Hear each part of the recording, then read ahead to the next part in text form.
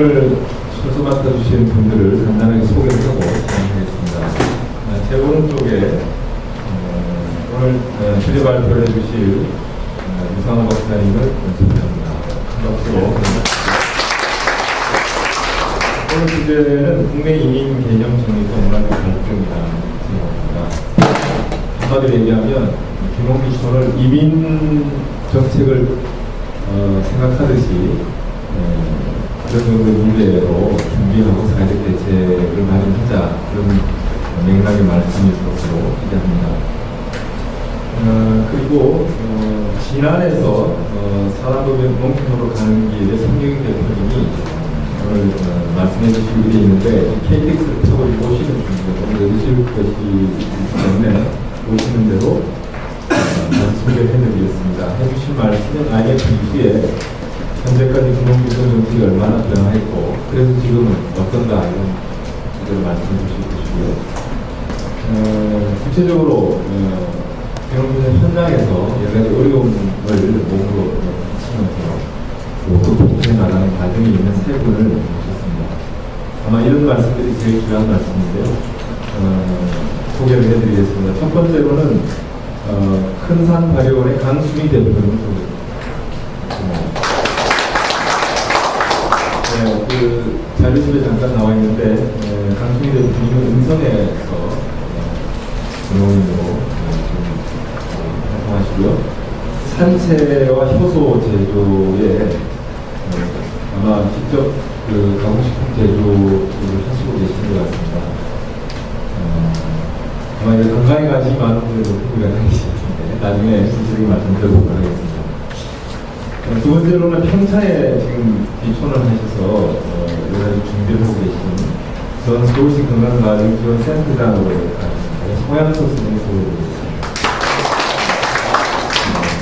지금 현재 아마 땅 사고 직접 집 짓고 이런 과정을 많이 겪으신 것 같은데 구체적으로 처음 현장에서 생활해 보니까 어떤 문제를 보시고 도대체 정책이라는 게, 국가 정책이라는 게 뭘 해야 되냐, 현장에서 움직이는 사람들의 관심에서 무엇이 필요한가 이런 말씀을 하실 것으로 생각합니다. 세 번째는 기농을 하셨는데 현재는 잘 정착을 하시는 분이겠죠.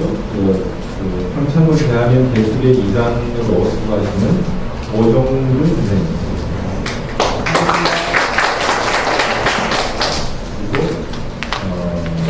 또 프로에 계신 여러분들의 의견도 나중에 하도록 하겠습니다. 저희가 토론 2시간은 넘지 않도록 하겠습니다. 근데 격식은 큰 격식은 없습니다.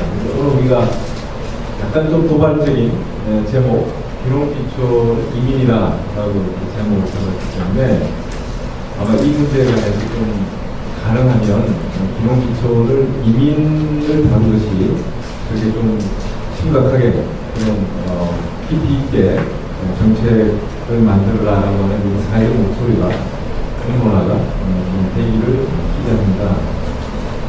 여러분 미국 대통령 선거를 보시면 항상 크게 이슈가 되는 세 가지가 있는데 하나가 총기 정책이고요. 또 하나가 교육 정책이고 세 번째가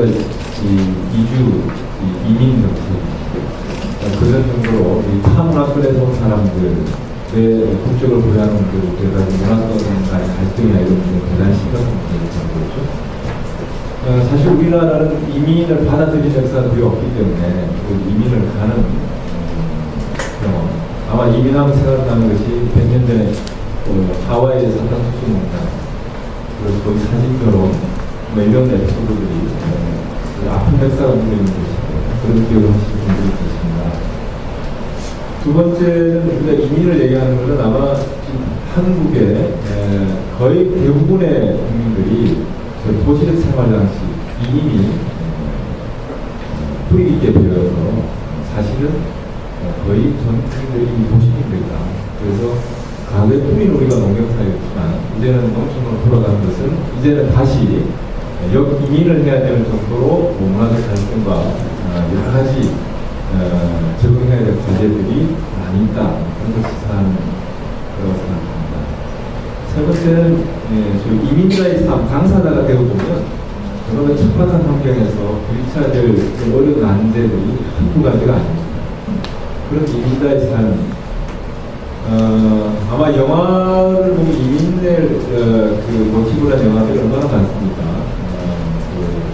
미국의 그 유랑선 타이타닉을 봐도 그 이민에 올라가는 사람들이 빠져주는 그런 나오고, 영화 대부라든가 이탈리아기, 아일랜드기, 미국 사회를 이민의 역사도 많고 그걸 다룬 영화들이 참 많은데, 어쨌든 이민 당사자들이 혼자서 척박한 환경에 매몰되지 않도록 그 사회적 지원책이 필요한 거 아닌가, 이런 생각을 해봅니다. 아마 이제 현장에서 부딪히는 많은 어려움들을 오늘 선생님들이 얘기해 주실 것입니다. 그래서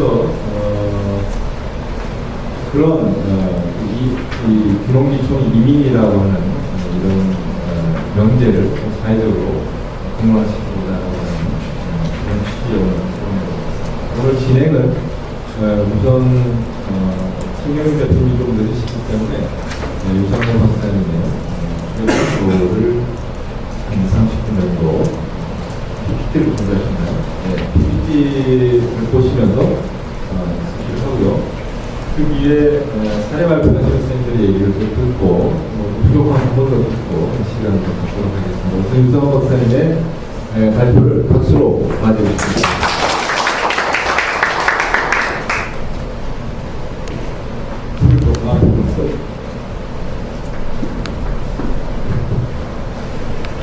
예, 방금 소개받은 이상호라고 합니다. 귀농귀촌은 이민이다라는 좀 어떻게 보면 고갈적이고 어떻게 보면 섹시한 주제를 가지고 나왔는데, 제가 이렇게 봤을 때는 진짜 이민인 것 같아요. 무슨 이민이냐? 한 나라에서 한 나라로 한 나라 안에서 이사 가는 거지. 그리고 지역에서 지역으로 가는 것인데 이것이 정주에게 무슨 이민이냐라고 얘기하지만은 당사자들이 당하는 고통, 말 못하는 고통, 그거는 그 누구보다도 굉장히 어렵습니다. 예를 들어서 이런 겁니다. 대한민국이라는 나라는 원래 폐쇄적인 몽골주의 문화를 가지고 있기 때문에 외국 사람들을 받아들이는 것에 굉장히 익숙하지 않았습니다. 외국 사람들을 받아들이는 것은 힘에 의한, 강압에 의한 유입이었지, 우리가 원하는 형태는 거의 신라시대 이후로는 없었을 겁니다. 예를 들어 고려의 몽골들이 들어와서 지금까지 일제까지 수많은 침략이 있었고 그 외침의 역사였지, 우리 내부가 자연스럽게 이전하고 이동하고 이런 부분이 없습니다.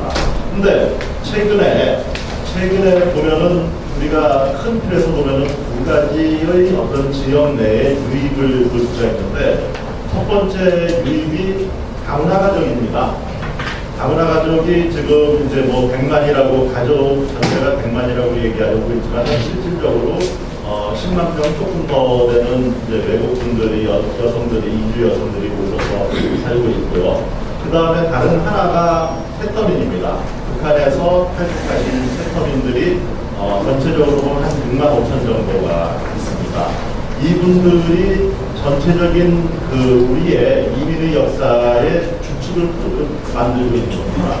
그렇지만은 저희가 귀농귀촌을 이민으로 보는 것은요, 도시에 살던 도시의 합리적이고 그 다음에 현실적이고 그 다음에 익명화되어 있는 이런 문화하고 농촌이 가지고 있는 공동체성과 폐쇄적인 이런 문화하고가 충돌이 일어났을 때 거기에 대한 대안이 지금 정부 당국에서 전혀 없습니다. 그렇기 때문에 이민이라고 보는 겁니다. 대안을 마련해서 우리가 보다 나은 대한민국, 보다 나은 도농 공동체, 보다 나은 도농 융합을 만드는 것이 결국은 대한민국의 살 길이고, 베이비 부모들이 더 이상 도시에서 일자리가 없고 어렵습니다.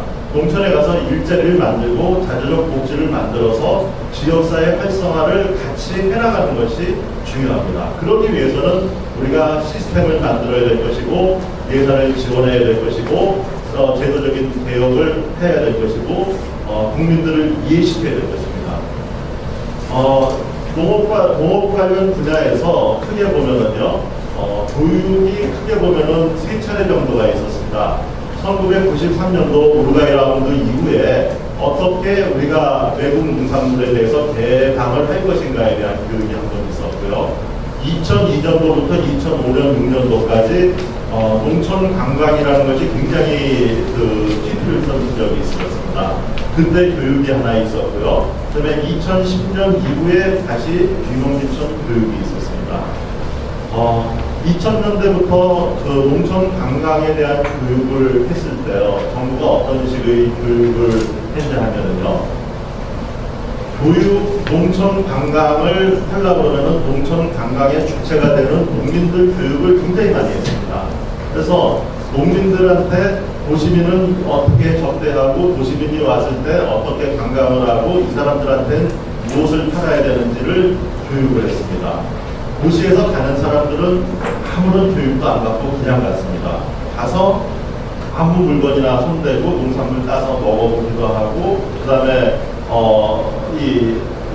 시끄럽게 밤 12시가 되더라도 가스대로 노래 부르고 이랬습니다. 그러니까 가는 사람들과 이 농촌의 주민들이 같이 교육을 받아야지 이것이 이 교육의 효과를 얻어볼 수 있고 그러는데 전혀 그러지 않았습니다.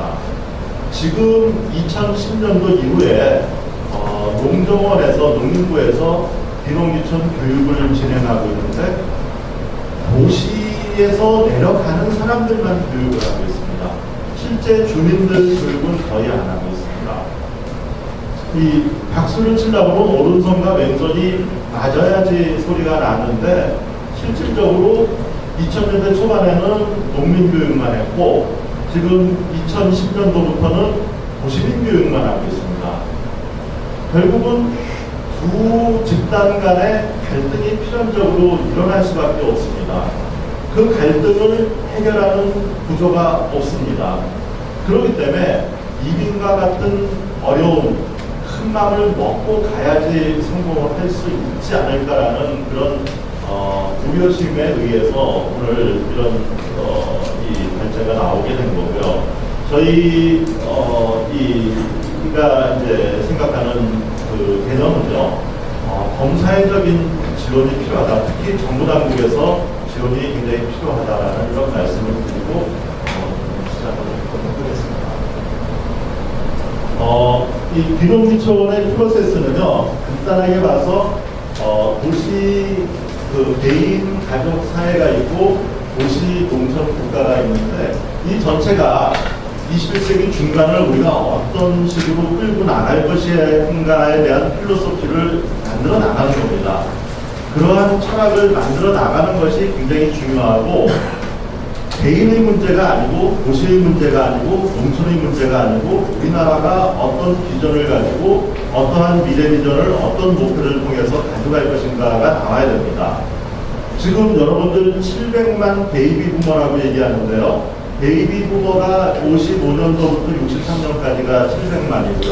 64년도부터 75년도까지가 1100만입니다. 합이 1800만 정도 되는 사람들이 매년 90만에서 100만 정도가 은퇴를 할 겁니다. 앞으로. 그 시기가 2035년도까지가 되고요. 은퇴해서 도시에서 자영업을 하든지 뭘 해야 됩니다.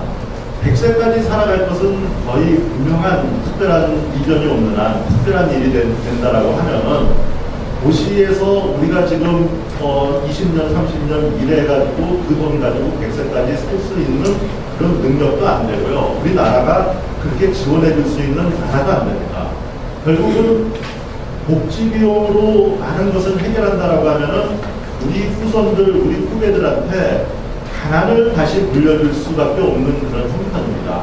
그래서 어쨌든 베이비 부모 이래로 75년도까지 지금 80년대, 90년대 마찬가지지만은 세계에서 제일 강한 교육열과 또 우수한 교육을 받아온 사람들입니다.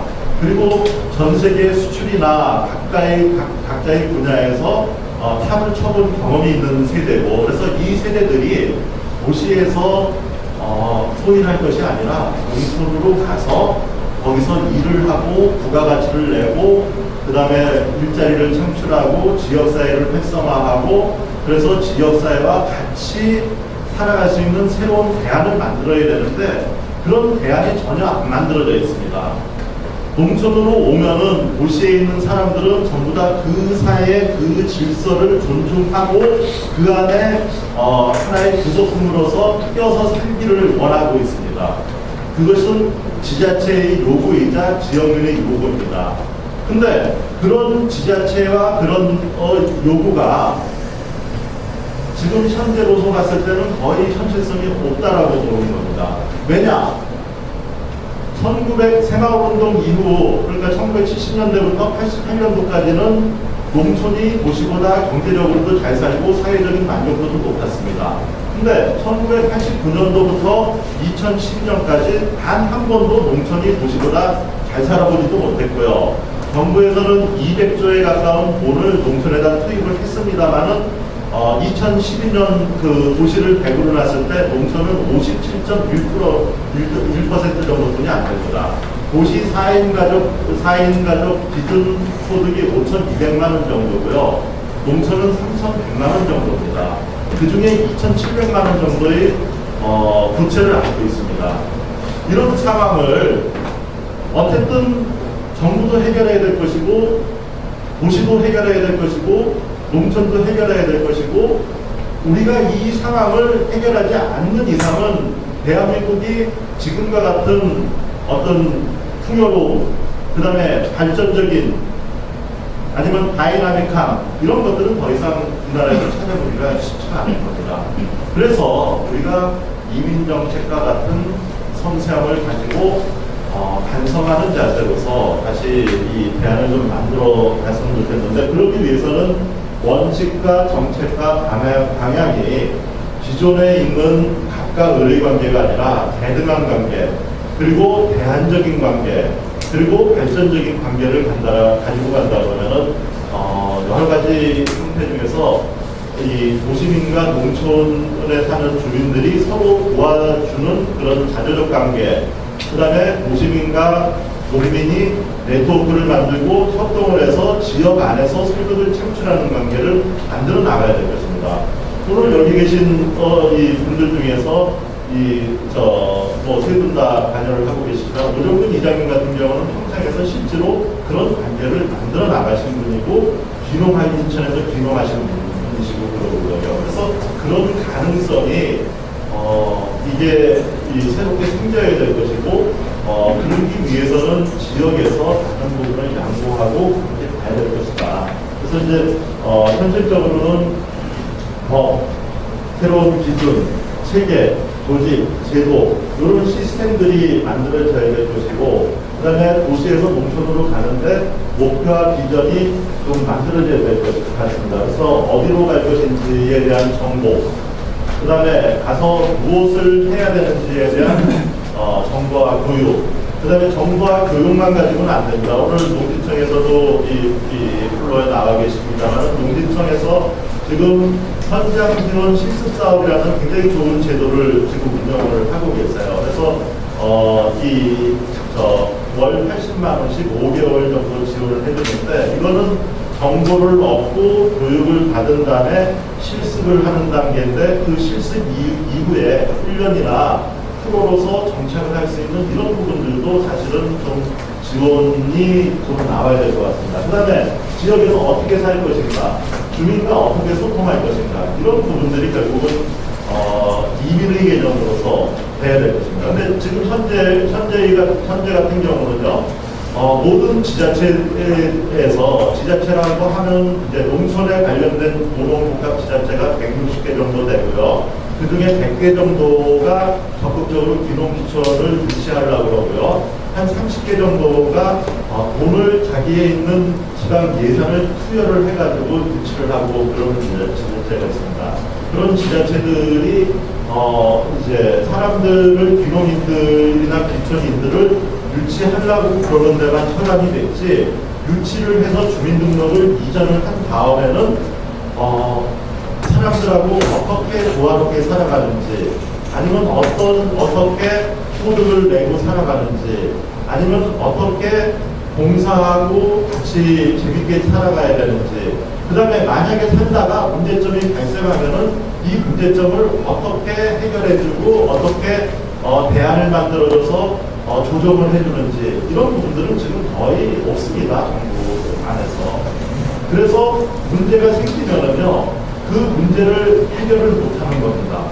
해결을 못하고 시골의 폐쇄성에 의해서 문제가 생기면 그것은 계속해서 터져나가는데, 나중에 안에서 우리 도시적인 사고방식으로 한다고 그러면 안에서 문제가 되면 당사자들한테 얘기를 해주고, 그래서 어떻게 조정을 하자라고 얘기를 하는데, 이 얘기가 마을 안에서는 다 예를 들어서 저를 왕따시키고, 제가 나중에 한참 문제가 불거진 다음에 외부의 다른 면이나 동네에 사는 사람들이나 공무원을 통해서 그 얘기를 들어요. 굉장히 커다란 배신감을 느끼면서, 그렇게 됐을 때는 이 문제가 더 이상 해결하기 힘든 굴뚝대로 굴러서 서직이 밀고 직전입니다. 해결이 안 됩니다. 이런 부분들을 해결하고 조정하고 이러는 기능들이 분명히 있어야 되는데, 지금 현재로서는 그런 기능들이 없습니다. 그래서 앞으로 이 기농민촌 지도사가 되든 정보사가 되든 이런 조정을 해줄 수 있는 이런 기능들이 좀 필요할 거라고 이제 보여집니다. 그래서 주민들과 건전하게 소통하고 소셜 미팅하고 이런 부분들이 필요하고요. 그다음에 성과 관리가 필요한데, 우리나라가 성과 관리가 제일 잘 됐을 때는 저는 농촌의 경우는 새마을운동해서 1973년도부터 한 80년, 한 84년도 이때까지 농촌에서의 성과 관리는 굉장히 잘 됐고, 그래서 도시는 습하고 농촌은 자급자족하고 그랬는데, 그런 것이 잘 되는 것이 마을 단위의 추진력이나 경제성이나 삶의 질의 생활의 만족이나 건강이나 이런 부분들이 굉장히 중요했던 시기였습니다. 근데 지금은 성과 관리라는 것이 마을 단위로 거의 안 되고 있어요. 마을 단위로 되는 데는 한 1,700개 정도 되는 정부에서 그 자료력을 지원해주는 녹색농촌 체험마을, 전통테마마을, 산천생태마을, 정보화마을, 어촌마을, 이 정도 되는 마을들이고요. 우리나라에 이제 행정리가 35,900개가 있습니다. 35,900개에서 1,700개는 거의 10%가 안 되는 수준이거든요.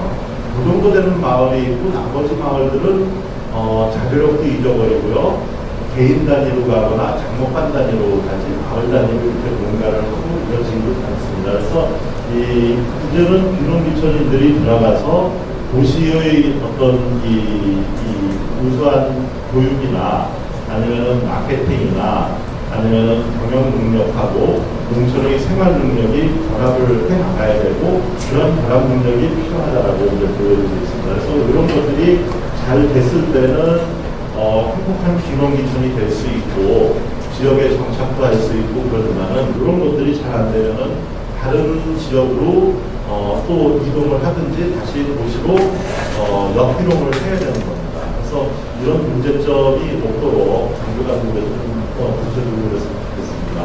이 귀농귀촌을 하면은 굉장히 여러 가지 사회 경제적인 기여를 할 수 있는데, 한 사람이 농촌으로 내려가고 그러면은 도시의 교통 문제라든지 주택 문제라든지 환경 문제라든지 여러 가지 문제들이 해결이 될 수가 있습니다. 농촌 같은 경우는 당장 폐교 위기에서 학교를 구할 수 있고, 학교가 이 교육을 다시 살려낼 수도 있고요. 그 다음에 상공업 같은 것도 발달할 수 있고요. 그 다음에 지역의 인구가 들어오고 하셔서 지역의 이제 활성화도 될 수 있고, 일자리 창출도 될 수 있고, 여러 가지 긍정적인 일들이 많이 있습니다. 그래서 이런 것들이 이제 일어날 수 있고요. 그래서 이제 이런 여러 가지 효과를 이제 저는 1년에 한 600만 원 정도 그런 효과가 있다라고 보고 있고요. 농촌경제연구원에서는 167만 원 정도 귀농귀촌을 하면은 도시하고 농촌에 1년에 한 167만 원 정도 효과가 있다라고 보고 있는 겁니다. 그래서 이제 귀농귀촌 단계를 보면은 이 귀농 전 단계와 귀농 후 단계가 있는데, 전 단계에서 충분하게 준비를 하지 않고 가면은 결국은 이민이 돼서 이 사회적 문화적 갈등을 겪고요. 심한 경우는 그 생활 자체가 파괴될 수도 있습니다. 그래서 충실하게 가는 자체도 그렇지만은 받아들이는 시골에서 받아들이는 주민 원주민들도 마찬가지고요.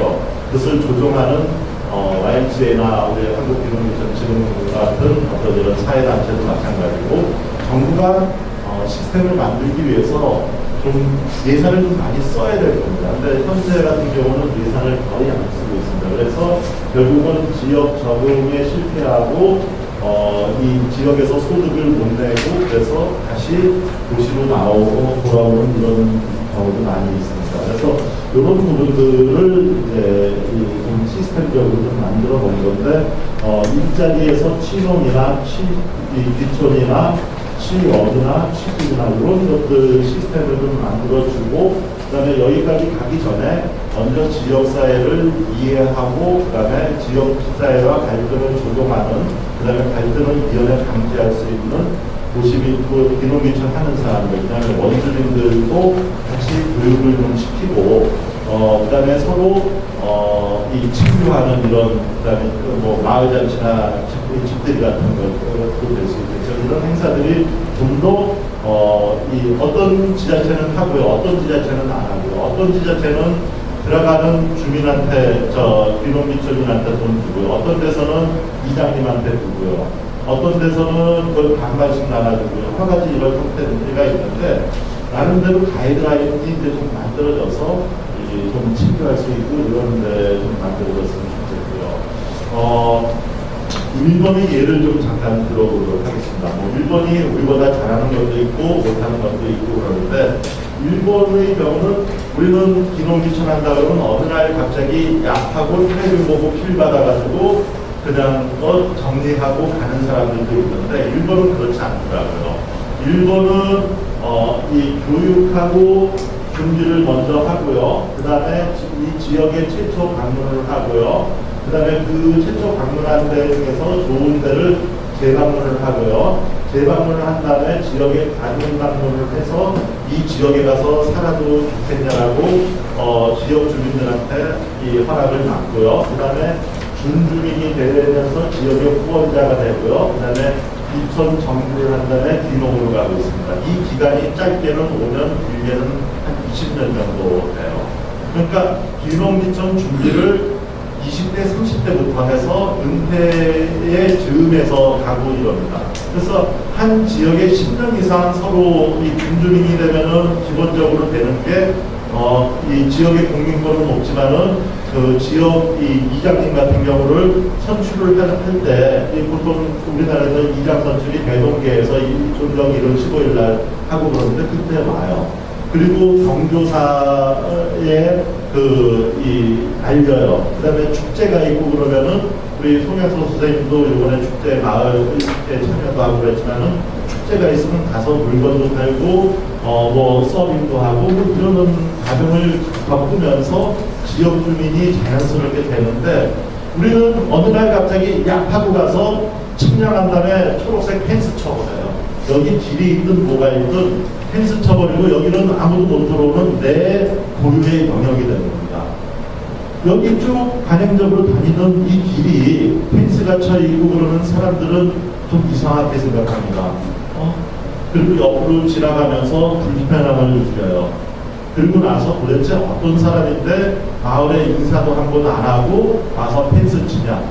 그리고 나서 3월 초에 집 져요. 그 다음에 집도 멋있게 져요. 그리고 나서 5월 하순이 되면은 돼지고기 굽고 좋은 승용차들이 수십 대가 와서 위하여를 하고 네가 나의 오망을 실현해준 진짜 친구라고 그러고 막 이런 얘기를 해요. 근데 동네 분들 좀 몇 분들 불러가지고 같이 술도 드시고 그러면 얼마나 좋아요. 5월 하순이면 한참 바쁘게 논일 들일 할 때인데 돼지고기 삼겹살 굽는 냄새 노래소리 들으면서 할아버지 할머니들이 일을 하면서 속에서 뭔가가 올라와요.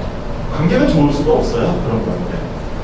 그러니까 이런 부분들이 이건 개인의 문제라고 볼 수도 있지만 이런 부분들을 많은 사람들이 겪는다 그러면 이건 사회적 문제고 사회적 문제라고 하면 시스템적으로 대안을 만들어야 되고 정부가 나서야 될 부분입니다. 근데 인구가 이동하는 이런 부분들은 안전행정부의 고유권아니에요. 근데 안전행정부 손 놓고 있고요. 지금 하는 데는 농진청하고 농림부하고 두 군데뿐이 안 하고 있어요. 복지 문제로 본다 그러면 보건복지부도 나와야 될 것이고, 교육의 부분으로 평생교육이나 사회교육 부분으로 본다 그러면은 교육부도 나와야 될 것이고, 많은 부분들이 시스템을 구축하기 위해서 농림부나 농진청을 도와서 가야 돼요. 근데 예산은 직불만큼 줘버리고 다들 손 놓고 있어요. 이러다가 대통령이 한번 기농기천 얘기하면 다 달려들 판이에요. 대통령이 생활운동 얘기하니까 뭐 산업자원부에서는 이 도시 새마을을 수출 새마을로 바꾼다는 뭐 이런 얘기도 하고 그러더라고요. 그러니까 그런 것이 아니라 우리가 시스템적으로 교육하고 준비하고 최초 방문해서 재방문하고 다중 방문하고 지역의 후원자가 되고 준주민이 돼서 지역에 정비할 수 있는 이 시스템을 우리 사회가 어떻게 만들어서 우리 사회의 행복 추구권, 우리 개인의 삶의 질을 누릴 수 있는 이런 부분으로 가서 서로 도움을 주고받고 그다음에 지역사회를 활성화시키는 이런 방향으로 가야 된다고 보여지고 있습니다. 그래서 이런 내용들을 이제 기농 잠재층에서는 어떻게 해야 되고 기농 시도층에서는 어떻게 해야 되고 이런 내용들을 좀 써놨고요. 그다음에 이제 이제 지자체에서 할 수 있는 것이 프로그램 만들고 지자체 기농기천 수급력을 파악을 해야 되는데 고용 수급력 파악하고 주택 공급력 파악하고 생활환경 파악하고 정규 지원력 파악하고 의료 교육 복지력 파악을 해야 되는데 지금 그런 거 안 돼 있어요. 지자체들 전부 다 우리 지역이 기농기천 제일 좋습니다. 우리 지역으로 오시면은 얼마 드립니다만 얘기하고 있죠. 실질적으로 주택이 있는지, 교육이 어떻게 되는지, 복지가 어떻게 되는지 아무도 얘기 안 하고 있습니다. 이거는 일종의 사기에 가까운 일일 수도 있습니다. 적어도 양식과 상식이 존재하는 사회라고 하면 이런 식으로 흘러가면 안 됩니다. 그렇기 때문에 결국은 이 들어가는 사람들이 혼란스럽고 그렇기 때문에 이민이라는 이야기를 우리가 계속해서 하는 얘기입니다. 그래서 정규 지원 촉진책도 만들고 정보도 살아있는 올바른 이 속이지 않는 정보를 지원해주고 그래서 정규로 지원해서 소득과 이 안정을 같이 느낄 수 있도록 해야 될 것입니다. 근데 그게 지금 잘 안 돼 있는 것 같고요. 그래서 이제 이 여러 가지 형태가 있는데 이런 것들을 제가 생각을 하고 있고요. 그다음에 이 실질적으로 생활환경 파악하는 부분들, 주택 수급력 파악하는 거고, 고용 수급력 파악하는 요 세 가지가 이 제일 기본입니다. 근데 이 실질적으로 이런 이제 일본 같은 경우를 이제 예를 들어서 보면은요, 외국인들이 들어와서 외국인 등록증을 도구받고 그러면은 가이드북이라는 게 있습니다. 그래서 가이드북에 보면은 뭐 어려움을 당하면 어떻게 하는지 그 어려움도 안전적인 뭐 이런 것들, 그다음에 의료적인 거, 복지적인 거, 문화적인 거 뭐 이런 것들을 다 하고 그다음에 미국 하면은 어디다가 전화하면 어떻게 해결해주고 그다음에 일본 같은 경우는 이제 도쿄도 같은 경우는 이 외국어가 한 10개 정도 말이 통하는 사람들을 이렇게 두고 있습니다. 그래서 자기가 직접은 안 되지만은 미리 이렇게 하면은 거기서 전화 걸어가지고 한국말로 이렇게 할 수 있고 중국어로 할 수 있고 베트남어 뭐 이런 걸로 이렇게 되는데 우리는 지금 현재 그런 시스템이 잘 안 돼 있습니다. 그래서 이제 지금 농진청의 이제 이 산하기관에 농업기술센터라고 있습니다. 농진청이 있고 그 밑에 도농업기술원이 있고 시군에 농업기술센터가 있는데 그 센터 안에 그 공무원이 다 하고 있어요. 집 어떻게 얻어야 된다. 농사 어떻게 져야 된다. 그 다음에 이 문제가 생기면 어떻게 해야 된다. 그 다음에 생활하는 거 어떻게 해야 된다. 거기 담당 부서들이 다 있는데도 그러니까 이 한 사람이 상담을 하게 되면은 보통 이제 얘기를 들어보면은 한두 시간 가는 게 뚝딱 지나가요. 그러면 이 사람은 고유 업무도 있고 그러니까 일을 못하니까 밤늦게까지 일을 해야 돼요. 그러다 보니까 이게 하루 이틀은 되는데 이게 쌓이다 보니까 평균적으로 한 1년 2개월 정도 되면은 이 다른 업무로 바꿔버려요. 너무 심이 드니까. 또 다른 사람은 또 밟았다라고 생각하고 와서 또 그거를 하고. 그러니까 공무원들이 불만이 생기고 그러니까 이 서비스의 질이 향상이 안 되고 있습니다. 그래서 이런 부분들을 좀 해결을 해줘야 되는데 이런 해결이 안 되고 주택은 굉장히 열악한 데서 아까 말씀드렸듯이 이렇게 살고 그래서 지금 이제 이 앞으로 국가가 이 지원을 한다라고 하면은 취업, 취업의 어떤 지원 정책을 하나 만들어야 될 것이고요. 지역 정보 생활 정책을 만들어야 될 것이고요. 주택 관련 지원 정책을 만들어야 될 것이고요. 추진 체제 정비를 만들어야 됩니다. 근데 이런 내용들이 법 안에 포함이 되어야 되는데 지금 현재 추진 중인 법 안에 내용 안에는 이런 내용들이 안 되고 있습니다. 그래서 이런 부분들을 우리가 좀 사회적으로 알렸으면 좋겠다는 생각이 들고요. 그다음에 이제 이거는 우리 제가 존경하는 김구성 의원님이 이제 자료를 이렇게 썼는데 2013년도 기농기촌 정부 예산이 총 335억 원이 안 돼요. 335억 원이 이제 농지청에서 쓰는 게 32억, 그다음에 농식품부가 156억, 그다음에 잘 안 보이는 고용노동부에서 11억, 그다음에 지자체가 135억 해가지고 이게 335억입니다. 근데 2012년도에 귀농귀촌한 사람들이 총 47,300명 정도입니다. 그래서 그거를 이렇게 나눠봤더니 약 70만 원 정도, 1인당 지원하는 게 70만 원 정도입니다. 근데 귀농귀촌 지자체 이런 데서 이렇게 지원하고 이런 거 보면은 한 500에서 1000만 원 정도 지원을 받아요. 근데 이게 선착순이니까 나중에 오는 사람들 지원도 못 받고 있고요.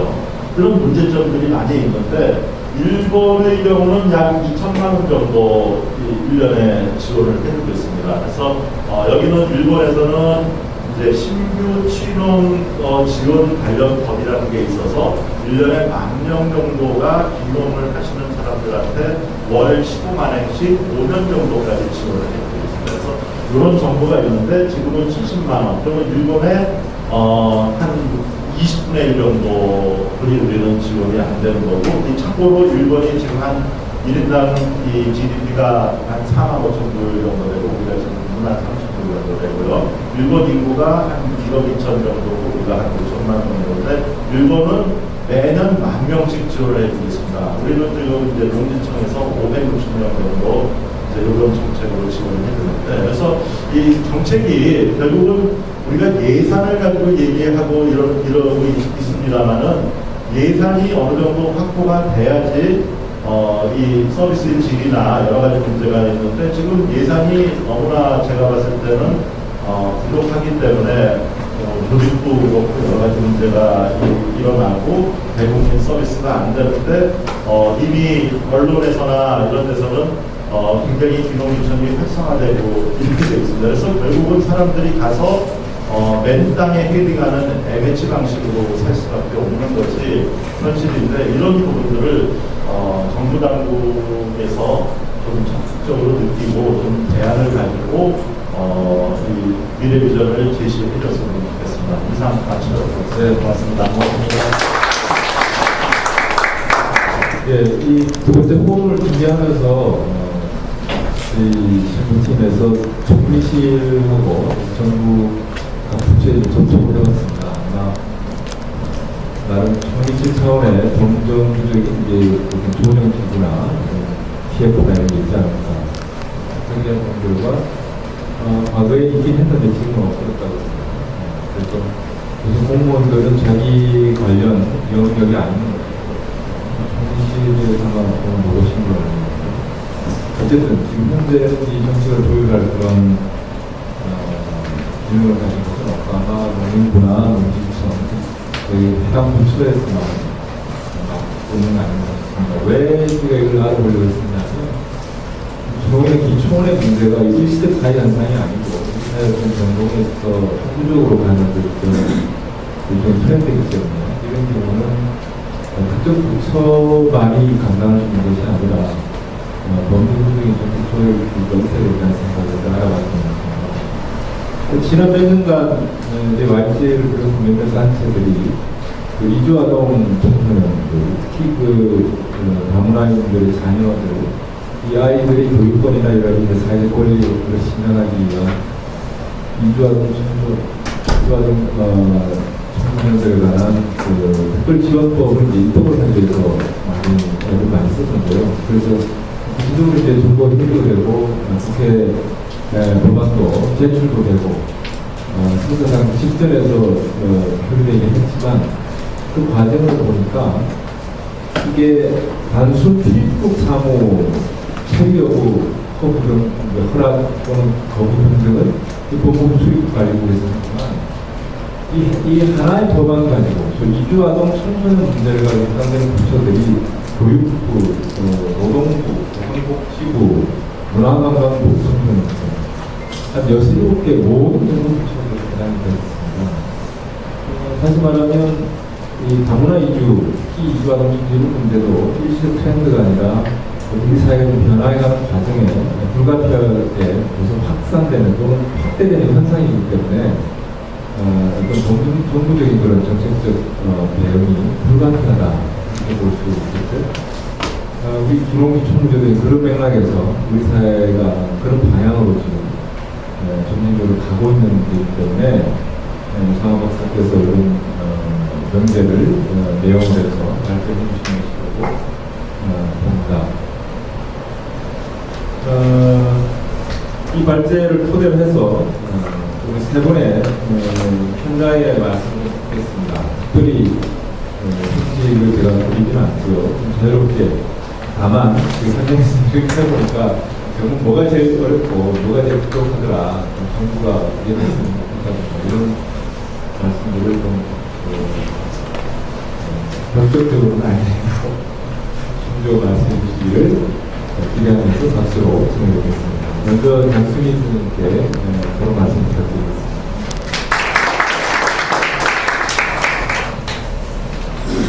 저는 청주 용성 원남이라고 하는 시부들로 제가 배웠는데요.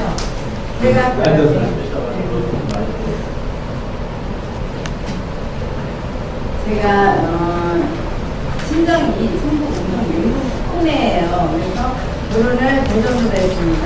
그래서 대전에서 생활을 하면서 이제 아이들 키우려냐고 정신없이 찾아보니까 한 40대가 넘어서 아이들이 어느 정도 크니까 어렸을 때 살던 그 고향 생각분하고 그 산속에서 살던 모습을 그리워하고 살았나 봐요. 그러니까 기농이라는 그 자체도 모르고 어떤 내가 기농을 해야겠다는 그런 계획도 없이 막연하게 다시 고향 쪽으로 가게 됐어요. 그래서 저희가 지금 자리 잡은 데가 제가 자리 잡은 데가 방기문 팀장님의 생가 뒷산이에요. 앞산에는 방기문 팀장님의 생가가 있고 그 뒤에는 저희가 차지하고 있습니다.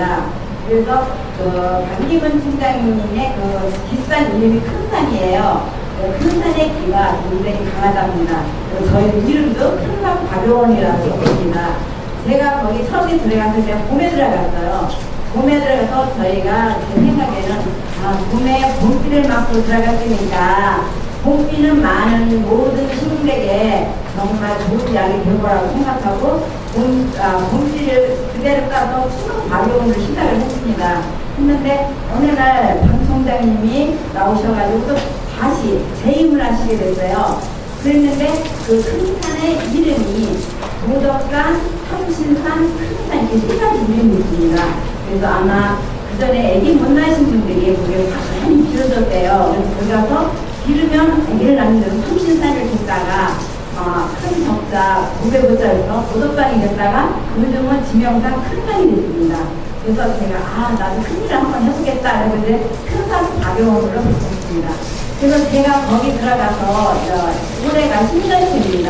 올해는 2월달에 10년째가 딱 됐는데 제가 기농인이라는 생각 없이 막연한 생활에 들어갔어요. 들어가갖고 제가 딱 거기서 생활하면서 너무 힘이 들었어요. 지금까지 10년 동안 쉬지 않고 일만 했습니다. 누가 뭐 이래라 소리 한 게 아니라 등 떠밀리듯이 계속 일만 했어요. 근데 10년이 지난 지금에 와서 보니까 근데 남들이 조금 눈을 돌려주는 거예요. 공무원분들이 문제도 눈을 조금 돌아봐주는 거예요. 그런데 제가 느낀 것이 무엇이었냐면 제가 음성 지역에는 굉장히 많이 생겼어요. 그래서 기농인들을 환영하는 데가 아니에요. 제가 막 군에 가서 아니 다른 데는 이제 제가 3년 전에 교육을 받았습니다. 이사관님한테. 그래서 교육을 받고 기농인들을 이렇게 욕을 해주는데 왜 그러니까 여기는 기농인들을 미국가 자꾸 늘어난대요. 오지 말라 해도 막 몰리는 데라 관심이 없어요. 거기서 제가 느낀 게 우리가 기능을 할 때는 정말 내가 어떤 장소로 가서 내가 잘하는 게 있잖아요. 본인 나름대로 나는 가축을 기르겠다, 나는 가축을 해야겠다, 아니면 저 같은 경우는 발효를 하겠다, 여자니까 이런 꿈이 있는데 거기에 맞는 적합한 이 구장이 있습니다. 그곳을 가야지만 분명하게 어떤 혜택을 받을 수 있고 도움을 받을 수 있는데 막연하게 갔기 때문에 아무도 돌아봐주지 않는 거예요. 그리고 또 한 가지는 저희가 딱 들어갔을 때는 너무 산이 너무 좋은 거예요. 그러니까 그 좋은 생각으로만 들어갔습니다. 들어갔는데 막상 가니까 길 내는데도 어려움이 있죠. 거기에 토목공사가 그냥 땅값에 한 10배 이상이 들어갔습니다. 그랬죠. 전기 끌고 물 시설해야죠. 또 지금도 거기가 길이 안 좋습니다. 저희가 올해 이제 한 2천만 원 정도 들여서 중간까지 포장을 했습니다. 차가 못 올라가서. 그랬는데 그것도 지원이 안 되는 거예요. 그래서 군에 가서 왜 안 해주냐니까는 한 개인의 집을 보고서는 거기에 군에서 측정을 해보니까 1억 2천만 원 정도가 소요가 된대요. 축대를 쌓아갖고 제대로 길을 해줘야 되는데. 그런데 그 위에는 농가가 없고 농토도 없으니까 한 개인을 위해서 그만큼 지원을 해줄 수가 없다는 거예요. 그래서 저희가 다녀야 되니까 할 수 없이 그냥 저 사비로 길을 조금씩 내게 된 거예요. 그래서 그렇게 하다 보니까 그것도 제가 지역 자체를 선정을 잘못한 거예요. 계획 없이 들어간 거예요. 막연하게. 그래서 하다 보니까 그렇게 돼 있고요. 또 한 가지는 저희가 이제 제가 하나에 한 500개 정도가 됩니다. 그냥 이제 여기에서만 보면 지원을 많이 받았나 봐요. 다들 다 그렇게 생각을 하시는 거예요. 근데 저는 사실은 하나도 1원도 못 받아봤어요. 그래서 아닌데요. 그러니까 이 정도만 되면은 문재인청에서 다 지원해주고 다 해주는데 왜 이렇게 배의 돈을 들여서 이만큼 했냐는 거예요. 그랬는데 제가 이제 인제서 느낀 거예요. 그것이 뭐냐면 공무원들이 나를 도와주고 싶어도 안 되는 조건을 갖고 있는 거예요, 제가. 그래서 저는 종교가 이제 불교예요. 한국이니까 부처님을 먼저 딱 모셨어요. 그러니까 이게 종교시설에는 어떤 지원을 해줄 수가 없는 거예요. 안쓰럽고 막 이런 면을 있는데 어떤 지원을 받을 수가 없는 거예요. 그러니까 우리가 아무런 생각 없이 막연한 생각으로 기능을 한다면은 저는 이제 실패하는 기능이라고 생각을 하는데 이제 와서 생각하니까 어떤 정부에서 지원을 못 받고 돈은 못 받았지만 많은 사람들을 그 대신 교육할 수 있는 데를 가르쳐주고 유 박사님도 이제 공무원이 소개를 해주셔서 제가 이제 이 길을 알고 또 이제 여기서 교육을 받으면서 세상 깨달았고 또 여기서 새삼스럽게 이제 또 저희가 신분도 받았으니까 큰 공부를 못했습니다. 그러다 보니까 막상 나가서 무슨 일을 하려면 다 걷다가 학점을 쓴다는 거예요. 체통학교. 근데 시골에서 체통학교를 얼마나 나왔겠습니까? 그러니 이 나이에 다시 내가 공부를 해서 어떤 뭐를 할 수는 없으니까. 그래서 또 유 박사님이 말씀해 주시더라고요. 농수사대학교가 있는데 전국에서는 뭐라도 엄청 얘기를 해주셔서 저희 아들 장계도 못 갔는데 지금 37이에요. 내년에 졸업이에요. 제가 막 눈을 떠밀었습니다. 네가 대신 배워야 된다. 이 길은 내가 하는 일은 정말 꼭 누군가가 해야 되는 일이기 때문에 이거를 꼭 해야 되니까 네가 길을 이어야 되니까 무조건 눈을 떠밀어서 했는데 처음에는 6개월 동안 전화를 못 받았어요. 엄마 나 집에 원래 그 소리 할까봐 무서워가지고 기숙사에 보내놓고 전화를 못 받았어요. 그랬는데 한 1년 정도는 아무도 없이 굶어 밀려서 갔기 때문에 어떤 의지도 없고 어떤 목표도 없는 거예요. 그랬는데 이제는 2학년 작년에 1년 동안 고창에 가서 실습을 하면서 이제 기준이 섰어요. 아들내미가. 그러더니 올 이제 방학 때 이제 학생들이 와서 이제 많이 있었어요. 근데 보니까는 기준이 딱 섰어요. 내년에 졸업을 하면 어떤 모습으로 하겠다. 그리고 시작을 해서 조금 이제 마음이 뿌듯하고, 아, 이제 후회를 했는데, 이제는 정말 시작이구나. 내가 10년 동안 노력한 것이 이제는 시작을 해서 결실을 얻을 수 있구나. 그런 걸 이제 제가 요즘에 새삼스럽게 느끼고, 막 고생했던 것이 조금 흐뭇해지는 그런 경지에 왔습니다. 근데 제가 드리고 싶은 것은, 기농 기증을 한다는 것은 정말 어려운 거예요. 우리가 막연한 생각을 해서는 그거는 제가 80% 이상은 실패라고 생각을 합니다. 그래서 이것이 우리가 눈을 뜨면 농촌에 가면 풀과의 전쟁이에요. 근데 우리가 사는 농사를 안 져도 살고 있는 그 주변 자체도 풀로 있어요. 그러니까 그거부터가 힘이 드는데 우리가 어떤 목표 없이 막연한 생각으로 막연하게 기농을 한다면은 그것은 정말 위험한 일이고 다시 되돌아와야 되는 일일 거예요. 그리고 아까 이 박사님이 말씀하시는데 원주민 교육이 정말 필요한 거예요. 저는 그거를 너무 크게 느꼈고 또 요즘에 이제 또 한 분이 서울에서 오셔가지고 그 이웃 동네에다 땅을 샀어요. 땅을 샀는데 그 땅이 마을 뒤에 있는 밭을 사가지고 허가를 냈어요. 도면상에는 3m 길이 있는 거예요. 3m 길이 정확하게 있는데 거기 녹록길이 나 있어요. 근데 이 도면상에 있는 길을 사람들이 안 쓰니까 그 주민들이 그걸 다 경작을 해서 살았어요. 그래서 와가지고 그걸 다 측량을 했어요. 측량을 하다 보니까 길은 3m 길이 분명히 나 있는데 문제는 뭐냐면 마을에서 들어가는 길에 그 집이 장독돼 있는데도 이게 도면상에 도로가 나 있는 거예요. 그러니까 이 도로상으로 길을 낸다면 그 사람들이 장독대를 허나야 되고 배문을 허나야 되고 이런 상황이 되는 거예요. 그래서 우리가 이 땅을 살 때도 그래요. 내가 집을 한다고 생각하면 도면상에 있는 그 땅만 보는 것이 아니라 실제로 가서 이 도면상이 길이 얼마나 아니라도 확인을 해야 될 것 같아요. 그래서 그분이 길을 내려고 했는데 길을 이게 남의 담을 헐고 나가기는 그렇잖아요. 그 원주민들이 그거를 허락하면 안 해요. 그래서 이제 막 여러 번 저도 가고 상의를 하고 설득하고 이장님하고 제가 이장님한테 먼저 했죠. 젊은 사람이 여기 들어와서 이제 살겠다고 그러니 어떻게 도움을 주세요. 그랬더니 그 이장님도 가서 말씀하시는데 그 노인 양반들이 생각이 안 가신 거예요. 그 사람이 젊은 사람이 한 사람이 온다고 우리한테 어떤 인상을 주는 것도 아닌데 글쎄요, 내가 지금 여태껏 몇십 년을 내가 갖고 살았던 이 땅을 여기를 담을 헐고 장독대를 헐릴 수는 없다는 거예요. 그러면은 다른 길을 내주는데 그건 도면상에 없는 길인 거예요. 근데 맨 끝에 집 길을 내주는 거예요. 그분하고 상의를 해서 길을 내라 해서 이제 시작을 했어요. 시작을 딱 하고 허락을 맡았는데 3일 만에 우리가 일을 해서 딱 들어갔는데 뭐냐면 그분이 하시는 말이 그래서 그분이 그 다음에 자기네 땅이 있어요. 그 3m 길을 찾으면 그분의 땅값도 올라가는 거거든요. 자기네 길을 이게 도로가 나니까. 그래서 처음에는 그 생각에 이제 저희가 설득을 했죠. 저기 어르신의 땅도 요 옆에 있으니까 이 길이 3m 길이 쫙 찾아서 제대로 닦아놓으면 영감님네 그 땅값도 올라가고 타이즈가 주고 농사 짓기도 편안하니까 저 뺑글러 다니지 마시고 이 길을 합시다. 그랬더니 처음 생각은 그럼 그렇게 합시다. 여기 내가 여기 나온 스트레스를 좀 이렇게 잘라서 할 테니까 그걸 하시라 그러더라고요. 그래서 시작을 했는데 그날 그 이튿날 바로 시작을 했어야 되는데 우리가 프로그램 준비하고 뭐 어쩌냐고 이틀 만에 갔어요. 갔는데 벌써 다른 사람들 얘기해 주는 거예요.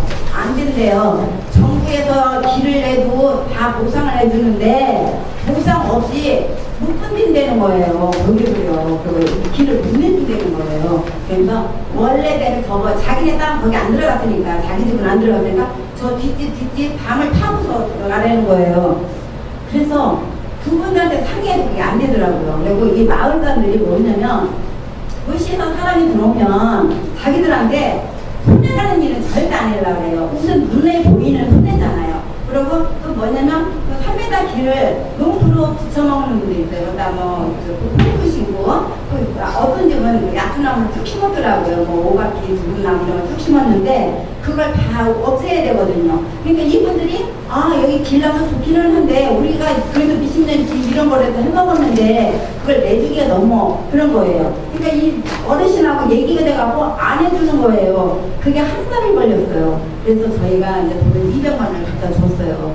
어떡하냐면 서운하지만 이 돈을 받으시고 우리 여기 이쪽 시즌 거기서 내는 게 큰 일이 아니라 뭐지 한 채 그러니까 창구 저 지붕만 이렇게 하는 거거든요. 그래서 보호에 200만 원 주니까 이제 그분이 또 생각하기에 200만 원 받고 어떤 보상을 받았다고 하기엔 좀 그런가 봐요. 그러니까 그러면 아예 그 현관을 헐어두고 거기를 다시 깨끗하게 져달래요. 돈은 안 받겠다는 거예요. 그래서 할 수 없이 그렇게 합시다. 그래갖고 이제 헐었어요. 헐어서 이제 480이 들어간 거예요. 그 담을 우리 생각에 쉽게 브로콜리 이렇게 싸주려고 생각했는데 아니래. 답답하다고 이거를 힐스를 이렇게 돈 들여서 이쁘게 쳐달래요. 그렇게 하다 보니까 480이 들어갔는데 480을 딱 하고 나니까 이제 포크리를 들여다가 길을 딱 시작을 했더니 또 안 된다는 거예요. 왜 그러냐니까 자기네 그걸 하다 보니까 자기네는 옛날 집이니까 슬레트 집이잖아요. 그러니까 요 앞에 천막 밑에 나온 슬레트라도 이걸 빼주고 다른 걸 교체를 해달라는 거예요. 그래서 지금 손대도 그냥 서울로 올라갔어요. 그분이 너무 화가 나니까 정말 근데 제가 미안한 거예요. 제가 이제 오세요라고 그래도 여기 와서 나름대로 이제 거기도 괜찮으니까 오세요 했는데 너무 미안한 거예요. 그래서 제가 지금 박사님 말씀을 들으니까 원주민 교육이 정말 필요한 거예요. 그래서 저희가 군청에 갔어요.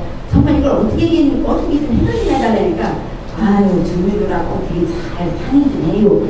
말이 그거예요. 공무원분들이 자기들이 나가서는 분명히 이게 동현성의 길인데 자기들이 마음에 담아 허락할 수도 없고 장독대 허락할 수도 없으니까 그 동네하고 살을 거니까 어떻게 주민들하고 어떻게 하게 해봐요. 그걸로 다 해요. 답변이요. 그래서 어떤 때는 좀 공무원분들이 너무 적극성을 갖고 좀 이렇게 기능하는 분들을 좀 이게 편에 서서 이제 좀 해줘야 되는데 그게 너무 없어요. 그래서 안타깝고 제가 이제 10년 동안 그 음성에 들어와서 살면서 제가 이제 그런 거예요.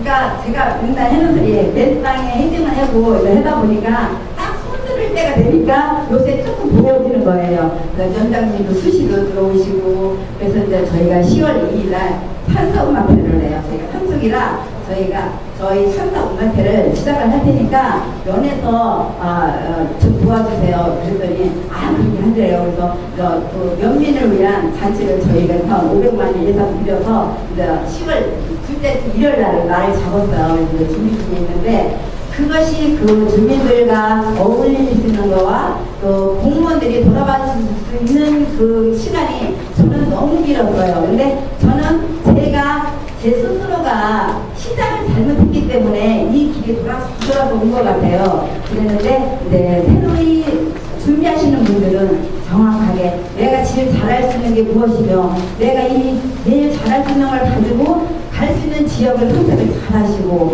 또 그곳에 가시면 아마 내가 제일 잘하는 걸 갖고 가시면은 그 지역에 맞는 데 가면 옆에서 도와주는 분들도 많으실 거고 공무원분들도 정말 한 번 정도는 더 많이 돌아봐 주시고 그럴 거예요. 그래서 저는 막연한 기능을 하다 보니까 힘이 많이 들었습니다. 그래서 이제 또 교육이 정말 필요하고 저는 이제 산속에서 혼자 같이 있다가 처음으로 손들기 직전에 교육을 받으러 간 거예요. 그래서 이제 이 박사님을 만나서 너무 많은 분들을 알아서 지금은 그래도 저희 산에 이제 주말마다 찾아오시는 분들이 너무 많아요. 그래서 이제 거기서 제 나름대로 오셔서 이제 제가 하시는 게 발효고 장류를 하고 있어요. 그래서 그거 교육하고 또 와서 체험하고 그래요. 그래서 지금은 이제 조금은 벗어났어요. 이제 어려움에서. 그래서 제 생각에는 내년에 아들이 나온다라면은 제가 활기차게 정말 제대로 이제 모습을 갖추지 않을까 기대하고 있습니다. 그래서 오시는 분들한테는 제가 아는 만큼, 아는 건 없어요. 제가 느끼고 배운 것만큼은 가르쳐 주려고 해요. 고맙습니다. 빠트링 게 있을 때 나중에 제가 또 기회를 드릴 텐데요. 빠트링 데모 좀 하셨다가 정부 정책이 좀 요구하시고 준비해 주시고요. 그 자칭 실패한 구멍이 강수민이 말씀을 드렸는데 아마 지난 10년간 몸으로 부딪힌 경우가 많기 때문에 앞으로 귀촌하시는 분들이 어려움 겪을 때 자문방은 좀 금방 나오지 않을까 싶고요. 아마 이게 공무원들이 주민들하고 잘 협력하시고 조금도 월급 해봤나 하시긴 하겠지만 어쨌든 지역에 여러 가지 어려운 현실들이 되게 있고 그걸 잘 공부하고 말씀을 많이 해주셨네요. 어쨌든 지금 어느 정도 이제 10년을 하셨으니까 다 이제 음악을 쓰실 수 있어요. 나중에 또 다시 기회를 드리도록 하겠습니다. 조금 다른 얘기로 지금 이제 유치원에 적응 과정에 계시죠? 사실 저는 이제 송영석 선생님 오랜만에 만났어요. 오래전부터 반갑습니다. 여기 보니까 부제로 땅 사는 것부터 지키는 과정이 무엇인가 시스템하게 되는 어떤 말씀 들어보겠습니다. 박수로 선생님 말씀 드리겠습니다. 드리겠습니다. 기초인지 저희가 이제 연금이 저희 부부가 된다 보니까 한 200만 원 정도는 가져야 살 것 같은데 여기에 저희 한 130만 원 정도밖에 돈이 되지 않습니다. 그래서 나머지 모자라는 것을 100세까지 살고 싶은데 어떻게 할 것인가. 결국 농촌에서 저렴한 비용으로 사는 것밖에 방법이 없겠다라는 판단으로 사실은 시골로 내려오는 것입니다. 첫 번째는 그렇지만 그것보다 더 중요한 이유가 있는데 늙어서 평생 우리 부부들 다 일을 한 사람인데 풀이라도 뽑고 또 동네에 우리보다 더 못한 사람들을 돕기라도 해야 우리가 건강한 한 움직여서 일을 할 수 있는 그런 생활을 할 것이 더 정신적으로 육체적으로 건강하지 않습니다. 하는 게 이게 무엇보다 중요한 이유라고 저는 생각이 듭니다. 도시에서 살 수도 있겠지만 도시의 삶이라는 게 사실 저도 조그만 단독주택에 살면서 마당에 꽃을 심고 갖고 보니까 너무나 좁은 곳에 일할 공간이 시력이 적더라고요. 그래서 좀 더 넓은 땅이 필요하다라고 하는 판단으로 한 700평가량 마련을 했습니다. 200평 집을 짓고 한 100평 정도의 가축을 좀 키우고 한 300평 정도의 농사를 짓자 하는 게 이제 저희들이 계획이어서 지금 그렇게 하고 있습니다. 현재 한 3년 동안 준비를 했고 작년에 농막을 지어서 집을 짓는 과정으로 주말마다 내려가서 올해 4월 달에 입주를 했습니다. 그리고 이제 최근까지 집을 다 완성했습니다. 우선 여러 가지 말씀을 드려야 되겠지만 제가 드린 원고에 있는 이야기를 참고를 하시고 궁금한 점은 질문을 받기로 하고요. 그냥 몇 가지 말씀을 드리겠습니다. 우선 시골 삶이라는 게 스콧 리어딩이라든가 여러 가지 좋은 책들 있잖아요. 그래서 그런 책들을 제가 읽으면서 우선 조화로운 삶에 대한 공경이라고 할까요? 조화로운 삶, 잘 살다 가야 되지 않겠는가 그런 생각을 가지고 우선 친환경적인 삶이 첫 번째 목표이고 최소한의 이제부터 문자를 좀 적게 쓰는 삶, 또 제 땅에서 나오는 먹거리로 좀 살아보자 하는 그런 목표를 가지고 농촌 생활을 시작을 했는데 그렇게 하기 위해서 농막을 지으면서 거기다가 집정 기술을 아시죠? 그래서 태양열로 좀 추결을 해볼까 하는 시도도 해봤고요. 물론 성공하지는 못했지만 그래도 공기를 덮이는 것이 아닌 바닥을 좀 추결을 해서 농막을 좀 살아볼까 했는데 농막이라는 게 아시겠지만 법적으로 땅에서 떨어져야 되거든요. 그러니까 바닥 추결 수석을 아무리 깔아봐야 그게 바닥에서 들어오는 했기 때문에 추결이 잘 되지 않더라고요. 그런 점이 있었고 어쨌든 태양광 LED 등을 킬 정도의 생활을 한 1년 정도 텔레비, 전화, 인터넷 이런 건 없이 저희가 한번 살아봤어요. LED 등은 간신히 켰고요. 태양광으로. 그리고 생태 화장실 지었어요. 생태 화장실을 인터넷에 돌아다니는 그런 이상적인 설계도들이 많이 있거든요. 그래서 그 생태 화장실을 잘 판넬로 지어서 거기서 나오는 인분과 그 오줌 액피를 완전히 분리수거해서 발효해서 그 하는 삶을 하여튼 저희가 실천을 하고 있습니다. 그래서 실내 화장실이 두 개나 있고 하지만 가능하면 손님들에게도 저희 부부도 밖에 나가서 생태 화장실을 써서 인물을 많이 나누려고 지금 하고 있는데 아주 냄새도 안 나고 참 좋은 것 같더라고요.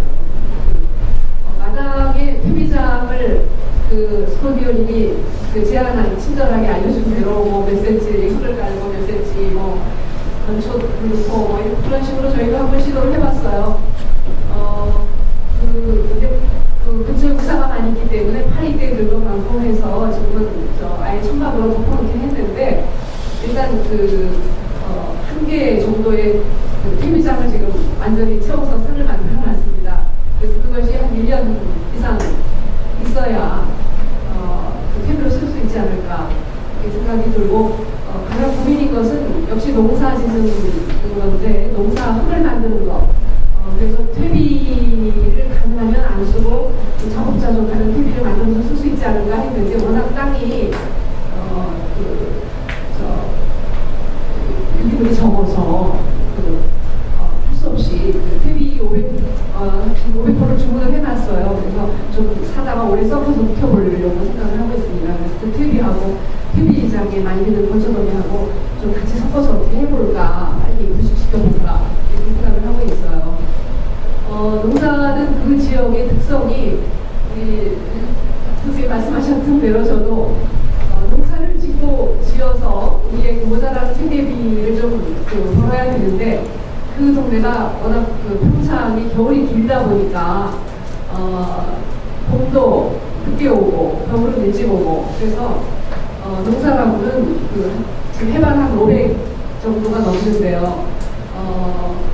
뭐 감나무 같은 것도 이제 시도해야 될 단계고 잘 안 되니까 그 다음에 우리가 원하는 모든 과일 같은 것들을 충지방에서 나는 것만도 가능해서 저희가 여러 가지 과일 나무를 골고루 다 심어보고 있어요. 시험에서 되는 것 하자.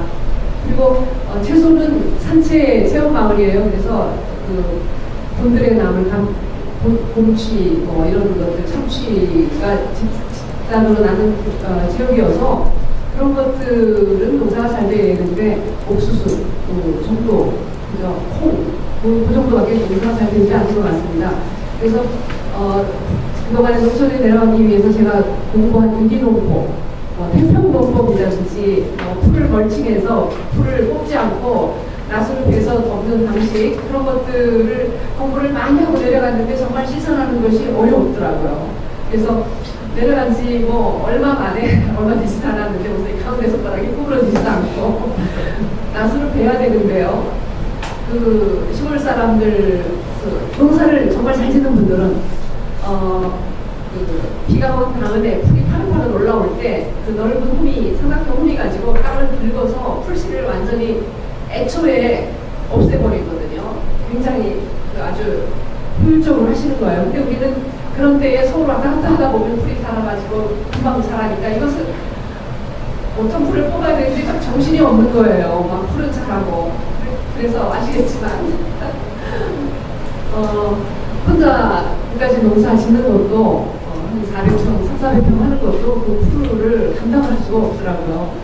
다행히 옥수수하고 콩은 검은 비닐 멀칭을 했거든요. 그런데 그 외에 하지 않은 그 과수식물 밭이라든가 유기농 밭이라고 정말 실천해 보려고 하는 그런 밭에 과천 제가 사는 곳에서 버리는 공원에서 버리는 그 잔디 풀 같은 거 또 느티나무 잎사귀 막 사무실에다가 뿌려서 농사를 시도를 하는데 그 농법이 처음에는 참 잘 되는 것 같더니 그것도 계속해서 더 열심히 해야 되고 하는 참 어려운 점이 있더라고요. 프라그의 전쟁인데 이길 수가 없더라고요. 그래서 남편도 지금 우왕좌왕 갈팡질팡 뭐 태평농법을 했다가 뭐 내년에는 또 멀칭도 안 한다고 했다가 해보니까 또 그것도 아니고 그래서 이 농사를 그래서 소로가 쓴 책을 누가 권하더라고요. 그 책을 읽으면 좀 농사에 대한 철학이 좀 다시 정립이 되지 않을까. 지금 그렇게 갈등을 하고 있는 상황입니다. 그래서 올해 다행히 비닐 걸치는 덕에 옥수수는 실컷 많이 농사를 지었는데 정말 행복했어요. 그래서 매끼리를 옥수수로 밥아먹고 옥수수 옆에 먹으러 지금 그렇게 행복한 생활을 하고 있습니다. 사실. 저희 주위에 그 도심에서 제가 이제 카카오 스토리를 했는데 부러워하는 친구들이 기촌 귀농한 것에 대해서 모두 다 부러워하고 꽃 가꾸는 거 사진 올리고 그러면 뭐 다들 부러워하고 하지만 농촌에서 극복해야 할 것들 1. 모기 2. 풀 손가락이 안 부러지는 것 뱀 벌 그런 것들을 사진을 찍어서 제가 올렸더니 다들 기억을 토하더라고요. 그래서 농촌에서 사는 것을 그냥 부러워만 할 것이 아니라 현실 속에서 이것을 극복해 나가면서 어떻게 앞으로 흙을 잘 만들고 하는 것 이런 것들이 이제 우리의 과제가 아닐까 생각을 했습니다. 농촌기술센터에 가서 농사 짓는 것도 사실 열심히 배우려고 상담을 했어요. 근데 특별히 그 기초난 사람들을 위해서 교육하는 그런 게 있으면 좋겠는데 특수 작물 교육은 있어도 전반적인 오리엔테이션 시키는 건 없더라고요. 바쁘신 분들 붙들고 잠시 그 책상 옆에 앉아서 교육, 수박, 수박, 오이, 수박, 참외 숨지르는 거 이런 것들을 어떻게 하나요? 그리고 배워봤자 잠깐이고 교육이 전문으로 되지도 않고 그래서 이장님 댁에 제가 자원에서 가서 뭐 농사 좀 도와드리면서 콩잎 다른 것도 좀 도와드리고 다리순 어떤 게 다리순인지 다리인지 버사리는 어떻게 뽑는 건지 그 집 개인 농장이 크기 때문에 그런 경험을 했는데 한 며칠 갔지만 그것이 가장 큰 유일한 경험이고 참 좋은 경험이었어요. 그래서 다리순을 어떻게 따는지 또 산이 많아서 마을 주민하고 산에 같이 배랑 메고 가서 그 산채, 야채 뭐 그 좋은 그런 약초도 뜯고 하는 상상을 했는데요. 그건 정말 상상이 뿐이었어요. 굉장히들 바쁘셔요. 무지무지 바쁘시고 제가 나이 높지 않으면 인간관계를 할 수가 없는 그런 상황이에요. 그래서 그리고 제한된 그런 자원을 도시에서 배낭 메고 은퇴하신 분들이 워낙 많이 약초를 캐러 오기 때문에 그 동네의 모든 그런 것들에 대해서 이렇게 가르쳐서 조금 공개하지를 않으시는 느낌을 제가 받았어요. 그래서 그런 것들 가까이 벌써 이제 대산임수인 동네를 찾아서 가서 지금 패시브하우스를 잘 지었습니다. 사실 계획한 것에 거의 한 1억 5천이면 짓지 않을까 했는데 사실 2억 5천 들어갔거든요.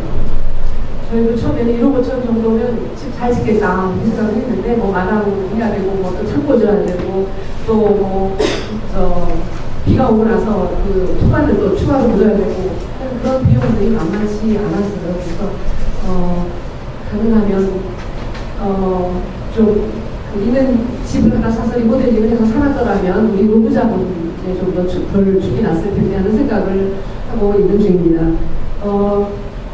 저희가 몇 가지 어쨌든 그런 국가 지원 체계를 시스템화해야 된다라는 게 이제 문제 주제인 것 같은데요. 저도 이제 농촌에 내려와서 보면서 이촌을 지도하는 지도사, 상담사 그런 것들을 이 다음에 제가 경험으로 몇 년을 할 수 있겠다 하는 생각이 들었는데요. 정말 맨 땅의 헤딩 방식을 저도 많이 느꼈어요. 농막을 지러 인터넷에 보면 그거 신고해야 된다고 그래서 신고하러 갔더니 신고할 것도 없다 공무원이 그냥 짓고 살아라 뭐 하는 그걸 자꾸 신고를 하냐. 근데 잘못했다가 그냥 신고하지 않고 지었다가 나중에 누가 혹시 그게 어떤 저한테 불리한 일이 생기면 그거 참 난감한 일이거든요. 그래서 그것을 제대로 신고를 저는 끝까지 했고요. 그 신고한 덕에 또 신고하는 과정도 사실은 그게 할 수 없는 일이더라고요.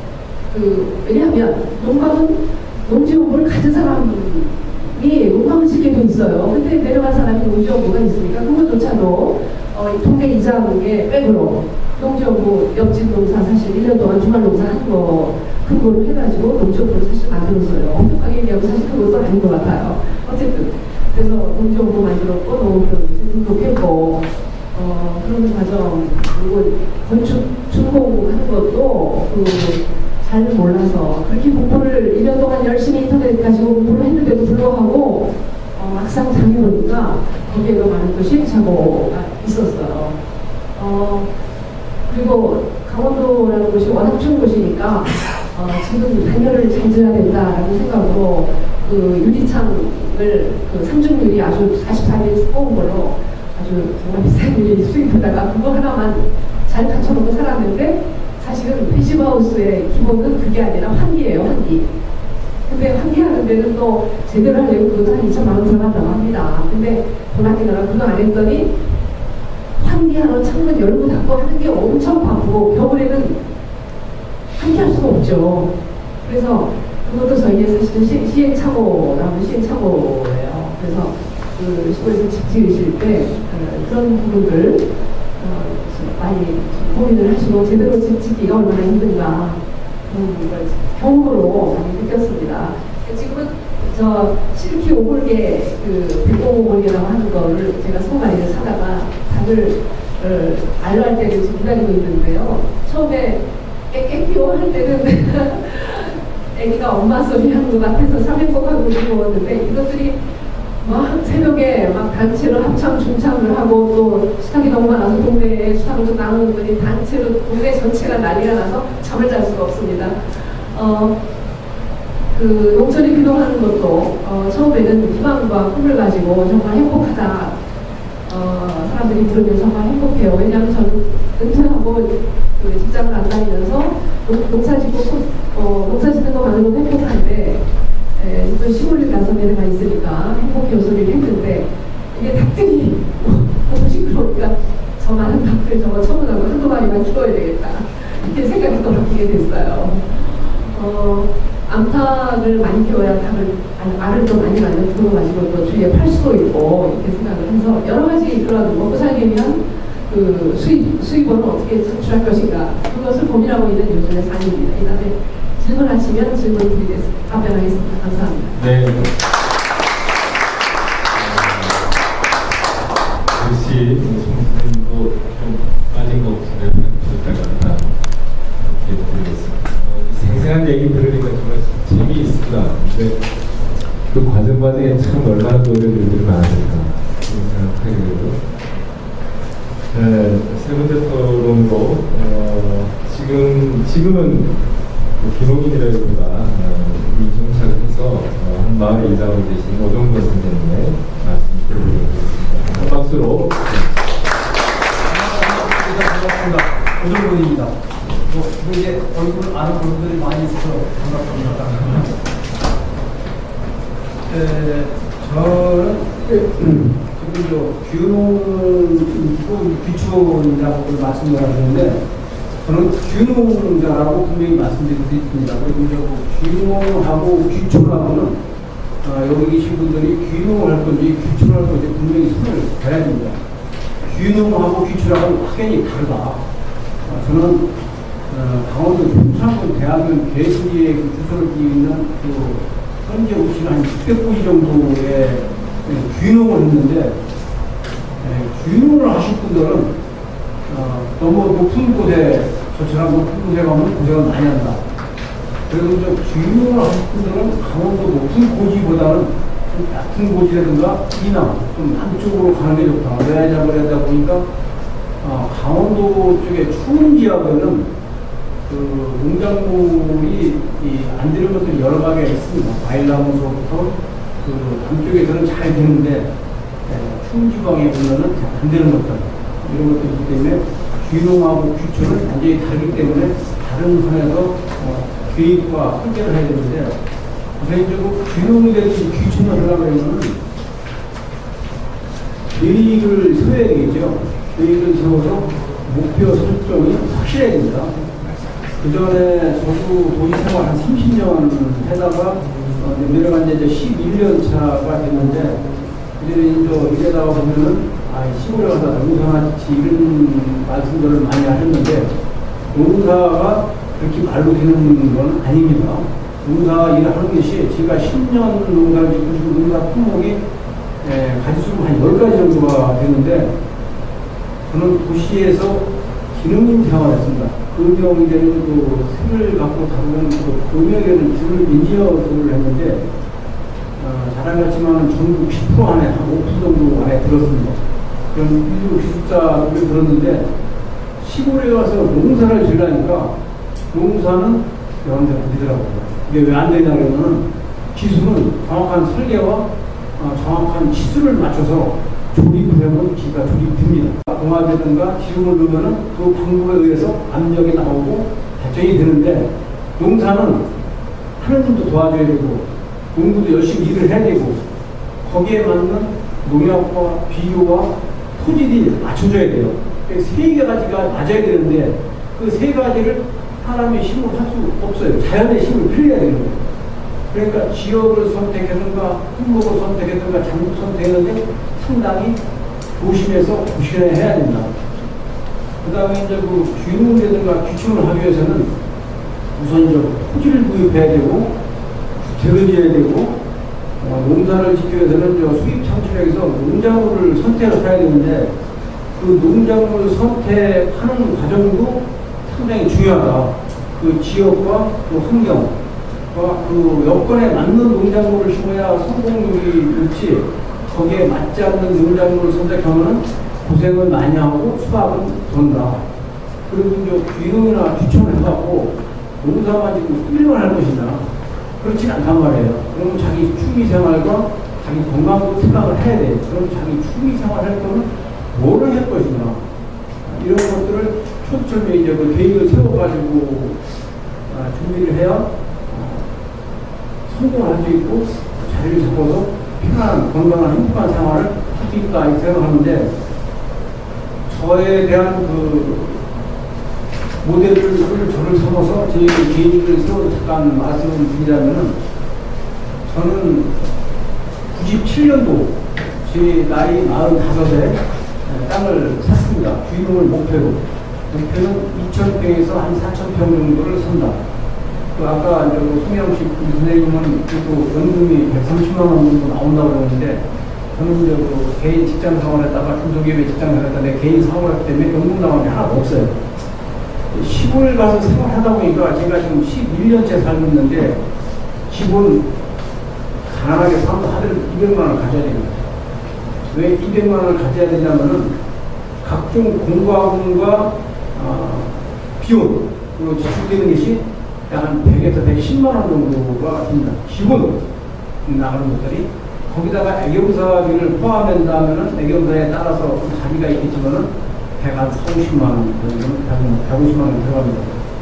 대신 전기세, 자동차 관리비, 지금은 자동차가 다 있어야 되니까 그리고 난방도 다 전기, 기름 이 정도로 해야 되니까 유지 관리비. 요즘 시골에 내려가셔도 핸드폰 다 갖고 계십니다. 두 분이서 갖고 계시죠. 어떤 사소한 거가 다 계산을 해보니까 그래도 뭐 연금을 받으시는 분도 계시지만 국민연금하고 그래도 보험 정도 하나는 들으셔야 될 거라고요. 한 달에 뭐 한 5만 원 내지 10만 원 들어가는 거, 노후를 생각 갑자기 무슨 병이 생긴다든가 이런 거 생각해. 그러면 그거 나가는 돈이 보통 한 50만 원 정도. 그리고 50만 원 정도는 유지입니다. 식량도 사 먹어야 되고 마을에 주민들하고 술을 한 잔씩 먹어야 되고 또 여성분들 안에 가니까 별것도 사야 되고 옷도 사야 되고 이런 거 있지 않습니까? 비누도 사야 되고 치약도 사야 되고 이런 것들이 약 50만 원 정도 돼요. 이 야채 정도는 시골에 가면은 거의 한 4월 말 5월 정도부터 10월 말까지 하면 거의 야채를 안 삽니다.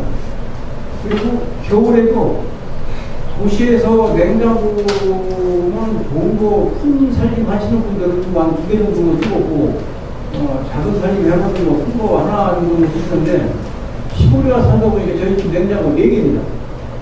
4개인데 4개가 왜 필요하냐고 하면 여름에 나오는 야채와 채소를 다 채취해가지고 다 저장을 해요. 그래가지고서는 그걸 견해 먹습니다. 국수부터 시작해갖고 나물들도 삶아서 줘서 술을 먹을 수 있는 거, 또 야채로 조림이라든가 장아찌를 만들어서 줘서 먹는 거, 이 방법에 따라 다 다르기 때문에 그 냉정화가 많이 필요하더라고요. 그러다 보니 우선 많이 좀 딴 들어갔는데 토지 구입을 할 적에 토지 소득 제가 말씀드렸습니다. 결정을 부부 간에 가족 간에 귀농이든지 귀촌에서 이제 갔다 결정을 했으면은 토지 구입을 해야 되는데 토지 구입을 할 적에 내가 귀농을 할 것인가 귀촌을 할 것인가를 분명히 선을 구입을 해라. 그리고 귀농을 하실 분들은 곳곳에 가지 말고 좀 같은 곳에 난방비에다 겨울에서 지역이니까 난방비든가 연료비라도 저렴하게 들 수 있는 곳. 그걸 택하는 것이 좋다. 강원도 쪽에는 조금 덜 좋다. 강원도 쪽에도 겨울에 농사하시는 분들이 계시는데 딸기라든가 화해를 하시는 분이 계시는데 난방비 때문에 영상이 닿습니다. 그럼 귀촌을 하기 위해서 가신 분들도 귀촌을 하시는 분들한테 저는 꼭 이런 말씀을 드리고 싶어요.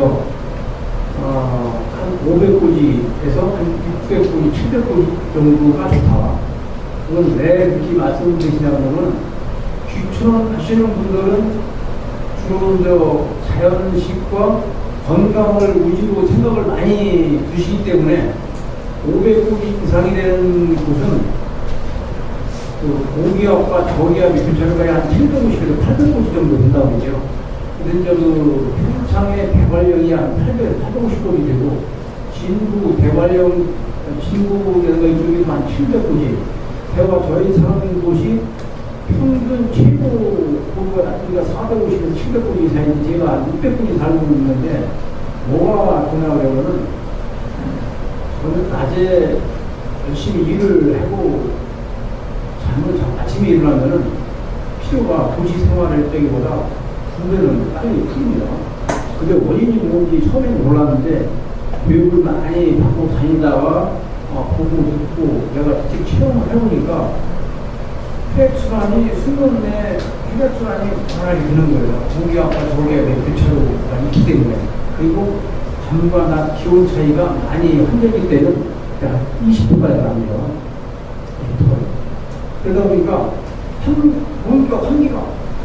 한기가 확찬 거예요. 그래서 호흡이 혈액순환이 원활하게 수면할 때 혈액순환이 원활하게 되니까 피로가 빨리 푸는 거예요. 그래서 귀촌을 하실 분들은 가급적이면은 500분 이상으로 하는 것이 좋다.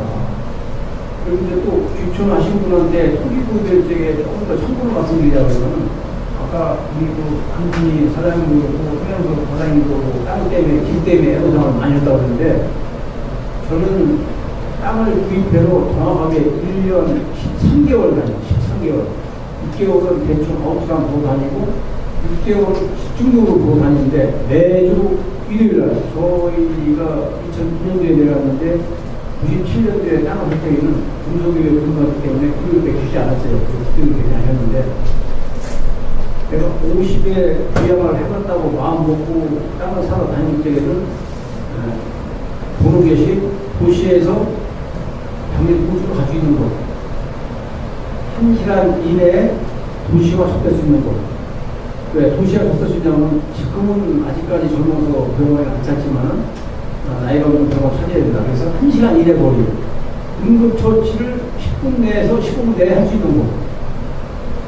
이런 조건을 굉장히 많이 받습니다. 그리고 토지 공부를 토지 구입하기 전에 부동산하는 친구가 있어가지고 한 3개월을 계획이 공부하고 있어요. 땅을 보는 방법, 땅을 사는 방법 이런 걸 그렇게 해가지고 저는 땅을 샀는데 대신 비용은 많이 줬죠. 한 6개월 동안 다니며 봤으니까.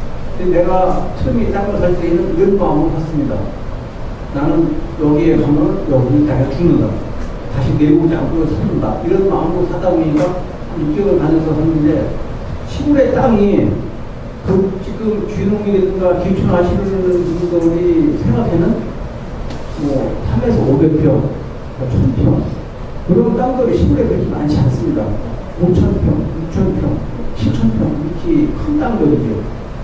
근데 도시에서 와서 귀농을 하시는 분들은 땅을 뭐 2,000평, 3,000평 사는데 귀촌을 하시는 분들은 그 땅이 필요치 않다고 말씀하시는데 아침에 지금 서울에 우리 박사님도 그렇고 우리 좀 강순희 여사님도 대표님도 그렇고 정부에서 지원을 안 해준다고 그러는데 귀농하는 분들과 귀촌하는 분들하고 지원을 게 완전히 다릅니다. 어느 곳에 가도 귀농하시는 분들은 정부에서 아니면 지자체에서 우리 평창 같은 건 하우스들의 60% 정도 그리고 저장군이라든가 평창군에서 추천해주는 작물이 있어요. 뭐 우리자라든가 레몬이라든가 사과 이런 것 중에는 한 60%에서 65%까지 지원을 해줍니다. 지원을. 그렇게 지원을 받으려면 균형이 돼야 되는데 균형의 조건이 시골로 주사를 오게 돼서 균형이 되는 게 아니에요. 균형이 되기 위해서는 공부에서 지정한 1,000평 평수로다가 농지가 330평 정도가 농지용구를 만들 수 있는 자격이에요. 그러면 약 한 최하 500평에서 한 600평 정도 땅을 사야 집을 짓는지 한 100에서 150평 정도 대부 전환을 해서 품질만 해놓고 약 300평, 50평에서 400평 정도 농사들이야 농민이 될 수 있는 자격이 있는 거예요. 그래야 지원이 가능합니다. 근데 그것도 지원이 그냥 해주는 게 아니고 교육을 이수를 해야 된다. 뭐 100시간에서 120시간, 그리고 농사일은 며칠, 농사 출하가 얼마, 그치? 뭐 이런 규정이 있어요. 그런 거를 알고 교육을 받으시고 그런 정책을 해야 된다. 그리고 균형이라든가 기준을 하게 되면 오늘 같은 프로그램의 참석을 많이 하실 수 있습니다. 많이 하실 수 있어요. 그리고 집을 짓는 것도 많이 돌아다니며 보셔야 되는데 어느 많이 돌아다니시며 보시면은 집 짓기가 고생을 하시더라고요. 저희 마을은 유난히 한 70가구가 정도 되는데 50여 가구가 기흥인들, 기촌인들이에요.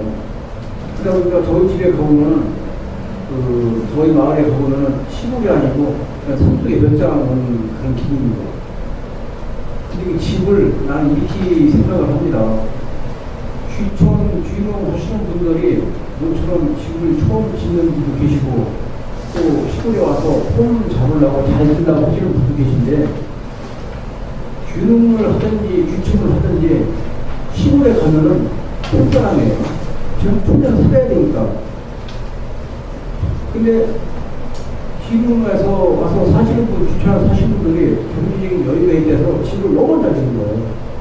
집을 너무 잘 지면은 좋지 않습니다.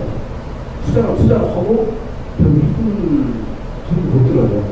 왜냐하면 사람은 누구나 풍경보다 제가 잘 나가기를 원해요. 심리가 그렇잖아요. 근데 시골에서 원래 사시는 농사 짓고 사시는 분들은 집을 그렇게 간지 수 있는 여유가 없잖아요.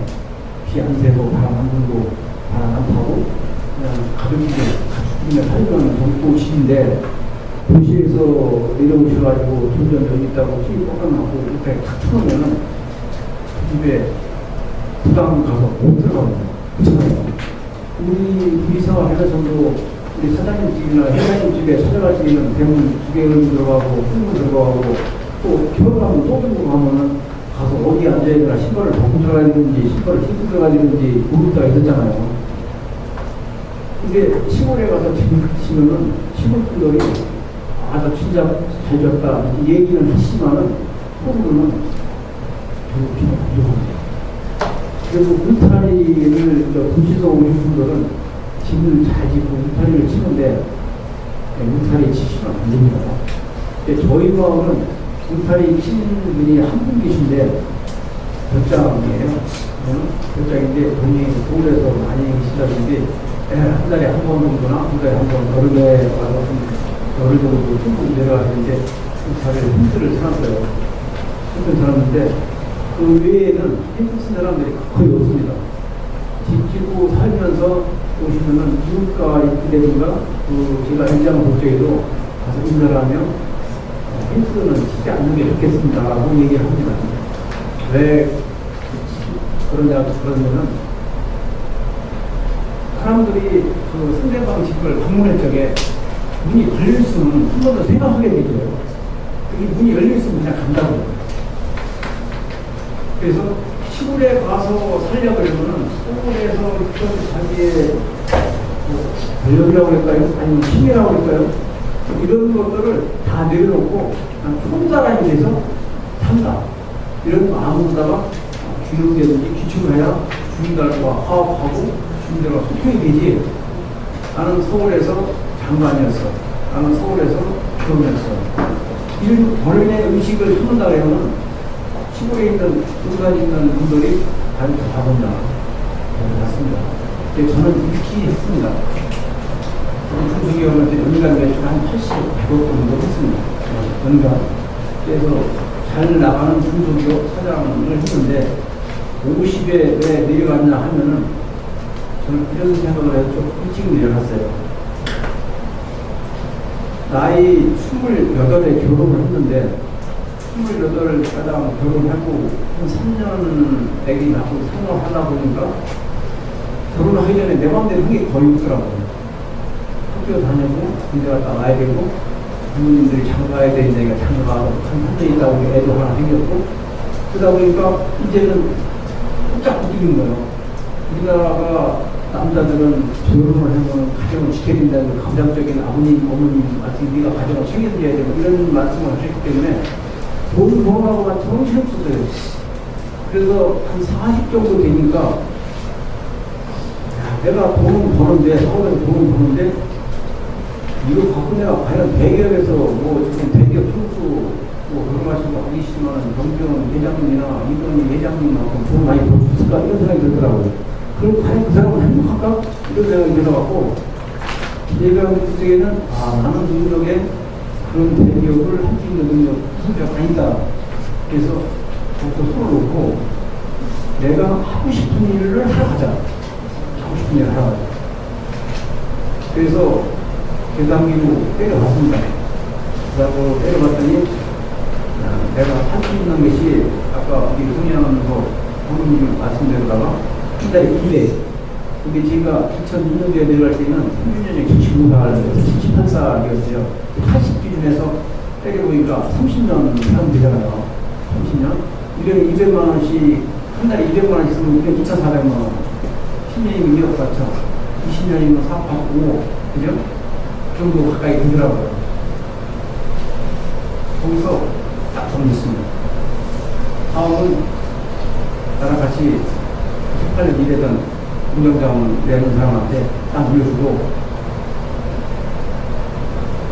임대료만 나한테 빼줘라. 임대료가 그때 꽤 됐으니까 몇 억 됐으니까 아무 생각 다 가요. 주위 사람들하고 우리 집사람이 한 얘기가 당신 경호자고 싶다고 정신병자라고 정신병자라고 그래서 집사람하고 약속을 했어요. 내가 가서 3년 안에 작업자를 하면 당신이 내려오고 3년 안에 작업자를 못하면 당신이 여기를 다 처리하고 난 그것만 하겠다. 근데 그때 땅이 공장 지금 갖고 있는 땅이 2,000평입니다. 2,000평 갖고 난 끝내겠다. 당신이 오든지 안 오든지 당신이 하겠다. 그래서 내려와서 3년 동안 고생을 했는데 그 고생이 지금에 와서는 고생이 아니고 보람이다. 여기 와서 선생님들을 하고 만나서 얘기해 주는 것이 보람 아니겠습니까? 근데 그 와중에는 우리 유 박사님의 도움이 안 왔다. 유 박사님 만난 지가 한 6년 정도 되지 않 7년 정도 된 것 같은데 그런 시골에 내려와서 시골 주민들하고 제일 먼저 상의해야 되겠다는 생각을 가지고 시골 주민들하고 상의해서 친하려고 하려면 방법은 하나다. 시골에 일처를 나왔을 적에 가서 일해주고 밥도 먹고 술도 먹는 거. 그거를 1년을 했습니다. 근데 주민들이 나를 이상하게 보는 거예요. 그게 아무라도 안 내려와 있지. 큰저 우리가 집에서 매실나무를 2,000평 딱 심어놨지. 사슴, 그때만 해도 사슴을 기르는 게 있는데 사슴을 기르는 내 마음을 그 주민들이 알 수가 없어요. 우리 마을에 사슴이 저밖에 없었어요. 사슴을 기르는 건 왜 사슴을 기르냐면 사슴은 봄에 사다 놓으면 가을에 돈이 나와요. 사슴이 뛰어나니까.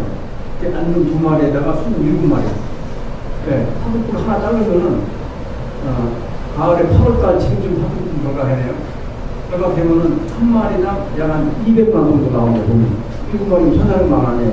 우선 써야 되니까 돈을 내고. 근데 그런 것들을 초두철명에 계산하고 계획하고 실천에 옮기는 거예요. 우선 초기 1년 안에 내가 벌 수 있는 게 뭐냐? 3년 안에 벌 수 있는 게 뭐냐? 5년 안에 벌 수 있는 게 뭐냐? 이게 매실나무를 심으면 최하 외국사에 가면 3년이 걸린다고 그랬는데 3년 안에 수학 개념이 없습니다. 한 열흘 걸리는 거 20알 걸리고 있는데 수학 개념이 안 되죠. 최하 과일나무의 수학 개념을 보려면 5년에서 6년 가야 됩니다. 그럼 6년 동안 못 살아야 될 거 아닙니까? 그러면 빨리 돈이 벌 수 있는 뭘 길러야 되는 거예요. 그냥 돈이 되드려야 돼요. 그런 계산을 초두철에 해가지고 사슴을 넣는 거예요. 근데 성공을 했습니다. 사슴이 처음에 7마리 넣었는데 나중에 12마리가 됐는데 전략이 너무 힘든 거예요. 전략이. 그래서 사슴을 지금은 안 기릅니다. 사슴을 기르지 않아도 그것만 합니다. 그 목표를 너무 많이 잡지 말고 차근차근 잡아라. 지금은 제가 하는 것이 작물이 한 10가지가 넘는다고 했는데요.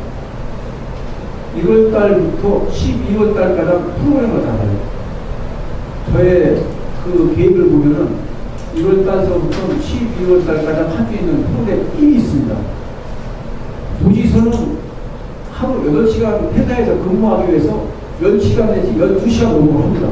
저도 생산을 해봤고 사업해봤는데 8시에 출근한다고 해서 지금 7시 반 6시에 나가야 되고 6시 퇴근이지만 6시 퇴근 때 못합니다.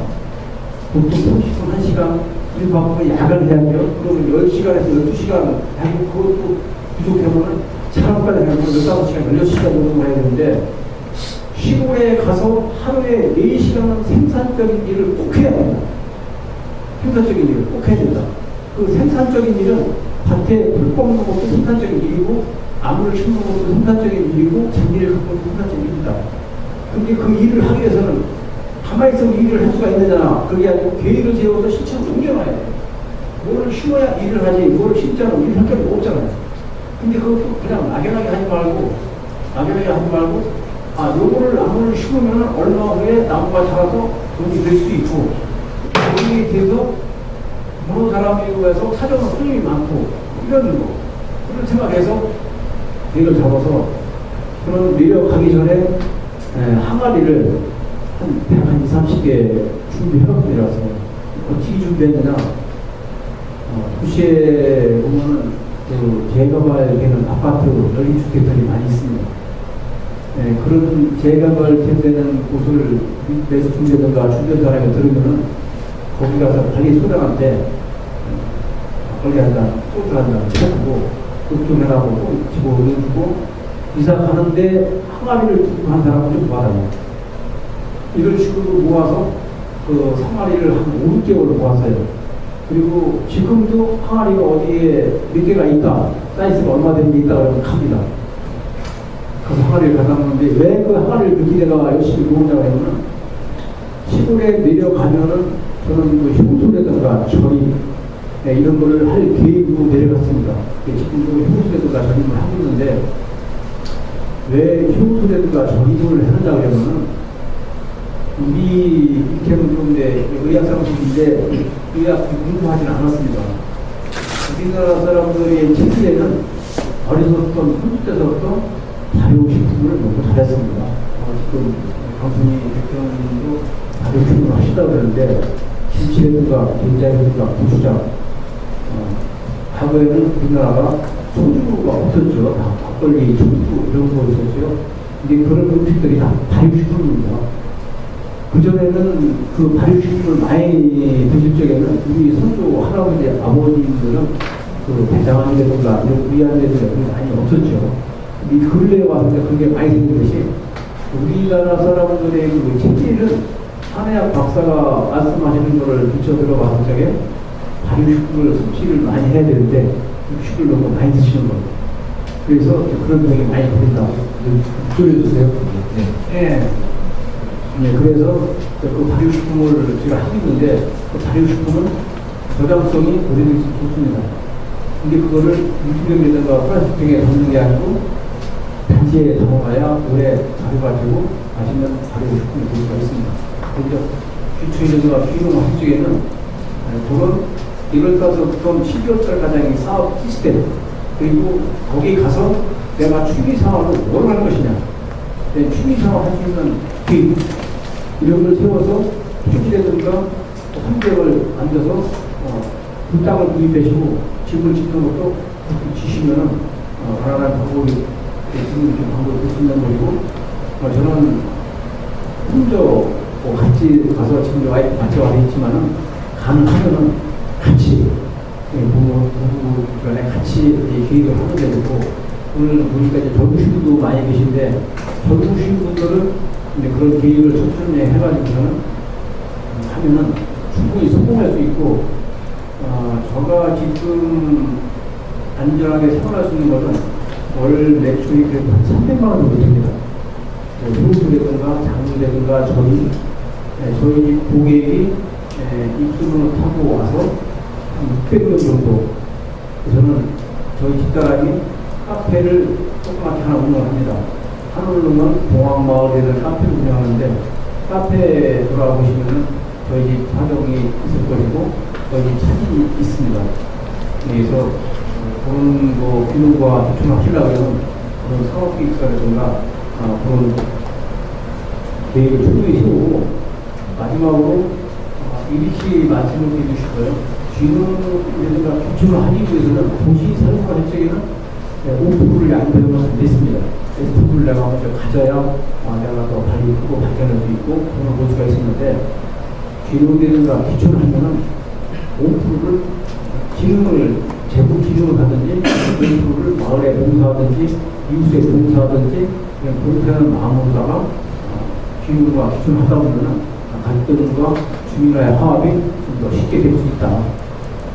왜냐하면 도시에서 살던 분들은 이런 생각을 많이 합니다. 나만 편하면 돼 이런 생각을 많이 하시는데 실질적으로다가 농촌에서 쭉 태어나서 농촌 생활만 하신 분들은 그런 생각보다는 맛있는 음식이라든가 맛있는 먹거리가 있으면 이웃하고 나눕니다. 지금도 그런 경향이 많습니다. 근데 도시에서 오신 분들은 거의 그런 걸 잘 안 하십니다. 그런데 그런 것들을 참 소수 수고해서 지역 주민들과 화합과 대화의 장에 나간다면 충분히 화합이 잘 되고 또 마을에 행사가 있습니다. 어느 시골에 가든지 그때는 빠지고 싶고 참석을 하는 것이 상당히 기능과 기초하는데 도움이 된다고 생각이 듭니다.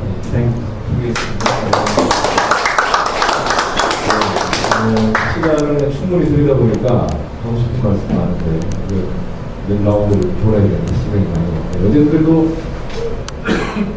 현장에 계신 분들이기 때문에 프로에서 좀 궁금하신 거 구체적인 질문이나 이런 것들을 듣고 또 답변도 듣고 있습니다. 자유롭게 하시고 싶은 얘기 마이크 있죠?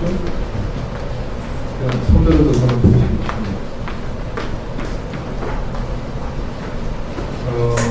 이게 얼마 되지 않은 생활학생들이 계시고 10년이 넘어서 정착한 분들이 있어서 그런 게 좀 나중에 발효식품을 한 마리가 빨리 밀가에 된다고 하셨는데요. 그거를 노지에 이렇게 부담고에 발효는 이렇습니다. 종류에 대해 좀 다루는데 장류라든가 장류는 해세 놓는데 소수류 것들은 음달에서 발효를 시켜하고 저장고에 들어가입니다. 저장고에서 이제 발효는 장류하고 이런 일반 효소라고 말씀드리는데 저는 이제 오리자라든가 산약초 우리가 제가 이제 매실로그니 매실 이런 것들은 단제 발효해가지고 20도에서 25도가 넘어가면은 발효가 아니고 숙성이 됩니다. 그렇지 불 그렇죠. 그래서 이제 도시에서 아파트든가 도시에 사신 분들이 효소를 담았는데 끓는다. 온도가 너무 높은 겁니다. 그 농도가 높은 것은 거의 효소가 죽기 때문에 25도를 넘기면 안 됩니다. 근데 이제 저희 집에는 한 600도 정도 되다 보니까 그늘에만 단지에 담아놔도 25도가 넘지 않습니다. 그래서 그것이 이제 과일이라든지 잎채소라든지 이런 거에 따라서 가는 기간이 다른데 약간 매실 같은 거를 기름을 준다고 하면은 약간 60에서 70도 두면은 수평이 됩니다. 수평이 되면은 또 물건 상태를 보면은 소수가 다 빠졌는지 안 빠졌는지 가능해요. 이거로 보입니다. 그럼 그거를 분조시켜 꺼내서 1차 연처리라고 합니다.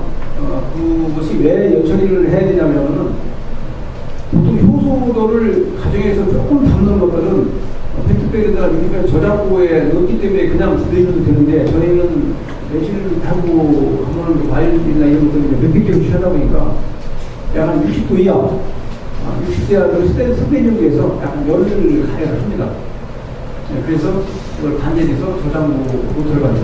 저장고에서 공부하시면 선생님 이제 그런 과정 이런 것들은 따로 하는 교육은 필요합니다. 실제로 기록리처의 정착 과정 없이 공부하신 거 준비해 주시고요. 아까 우리 강훈 선생님하고 상현 선생님 조금 더 한 2, 3분씩 혹시 빠뜨린 거 말씀하시면 또 드리겠습니다. 질문 그 사이에 해주시면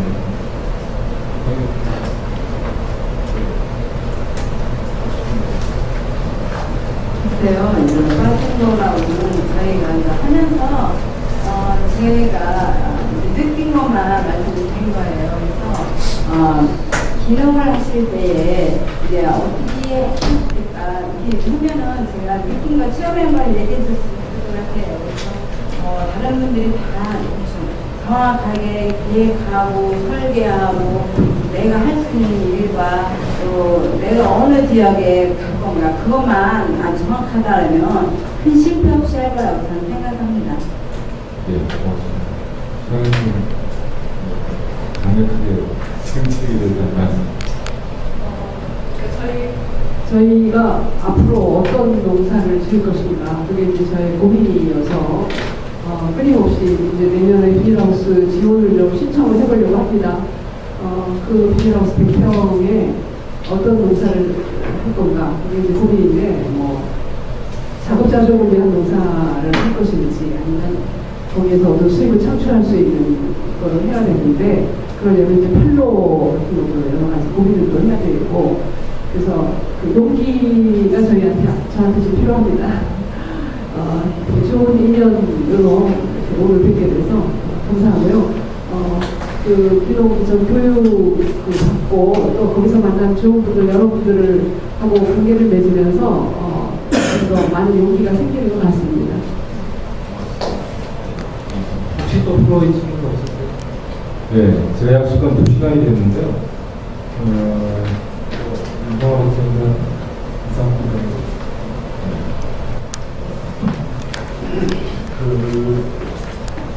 오늘 주제가 좀 큰 이슈를 만들었는데요. 국내 이민으로서 국민으로서는 어떻게 나서신 건데, 저희가 이런 주제를 갖게 된 이유는, 지금 이제 갈등이 서서히 좀 커져가는 이 비농기 주민들이 매년 2대씩 늘어나면서 갈등 준비되지 않은 분들을 들어가는 것에 갈등이 커져가는데, 이 갈등의 전국이 어떻게 되냐면은 지역 문화의 말살이자 지역의 가치가 없어지는 형태로 갑니다. 왜냐하면 도시에서 들어가시는 분들은 평균 연령이 52세고 평균 학력이 14년에서 16년 정도. 그러니까 이 대학교 졸업한 정도 수준의 분들이 들어가고요. 그 다음에 지역에 사시는 분들이 평균 연령이 63세고 평균 학력이 9년 정도입니다. 중학교 3학년 정도 수준의 분들인데 처음에는 지역을 강화하려고 그러고 그러지만은 결과적으로는 도시민을 이길래야 이길 수가 없습니다.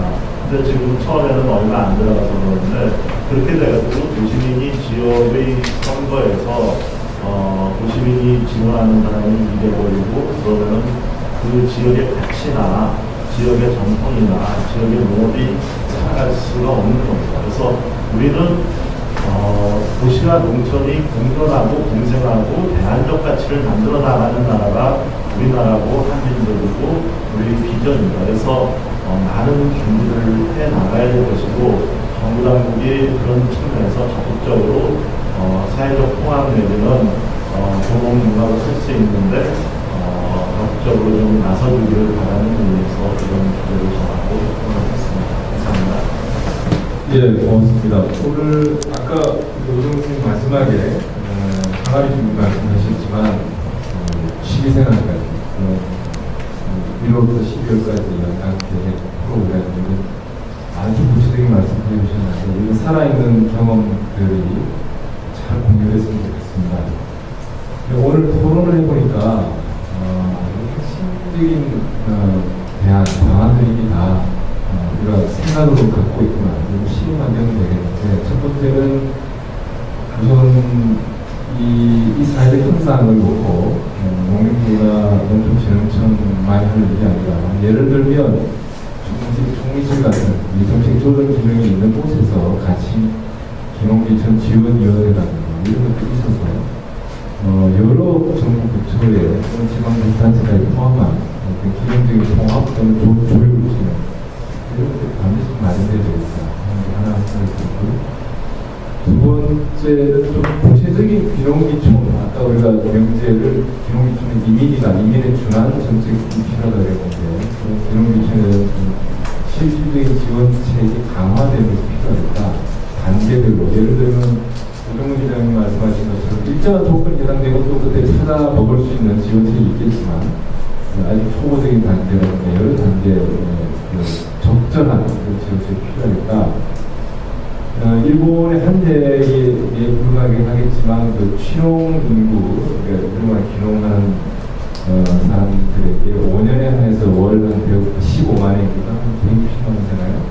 1년 한 2천만 원 정도의 지원금을 5년간 지원해 주는 게 있는데 그동안에 이제 충분히 교육받고 정착하는 그런 게 있는데 지금도 이제 부분적으로 그런 60만 원 지원한다는 분들이 5개월간 돼 있고 이론한 것 때문에 크게 이제 적어서 실효성이 좀 없는 것 같은데 어쨌든 그런 지원책이 좀 현실화되고 좀 확대되고 단계별로 구체화되는 그런 게 필요하겠다 생각합니다. 세 번째는 장 선생님이 얼핏 말씀하셨는데 그 기농기촌 지도사 아직 게 없나요? 네, 없습니다. 왜 없을까요? 지금 여러분들 YMCA가 이제 청소년 활동을 좀 많이 하다 보니까 온갖 지도사들이 많이 있습니다. 청소년 지도사, 남녀 지도사. 왜 기농기촌 지도사가 없을까요? 네, 그런 제도가 또 생겨야 되겠고, 그다음에 이런 우리 자칭 실패한 기농이 강수일선처럼 몸으로 여러 가지 것들을 겪으신 분들이 실제로 그런 기농기촌 지도사가 돼서 새롭게 기농기촌에 참여하는 분들에게 좋은 길잡이가 되는 이런 것들이 여러 가지 입체적으로 좀 서로서로 잘 맞아 들어가야 기농기촌이라는 이런 현상이 일시적으로 보험으로 그냥 끝나는 게 아니라 우리 사회를 보다 건강하게 만드는 좋은 흐름으로 정착되지 않을까 이런 생각이 들었습니다. 그런 맥락에서 오늘 주제는 아직 우리 사회 이런 논의에 익숙하지는 않지만 기농기촌을 하나의 사회적인 의미로 놓고 정부의 정책 그리고 이 기농에 참여하는 시민들의 인식 또는 기농인구를 받아들이는 지역사회 현지인들의 생각이나 이런 것들을 같이 한번 총체적으로 점검을 돌아보는 것 같습니다. 이 논의는 좀 제가 앞으로 자료집을 좀 만들고 축적해 나가고 본다는 생각인데요.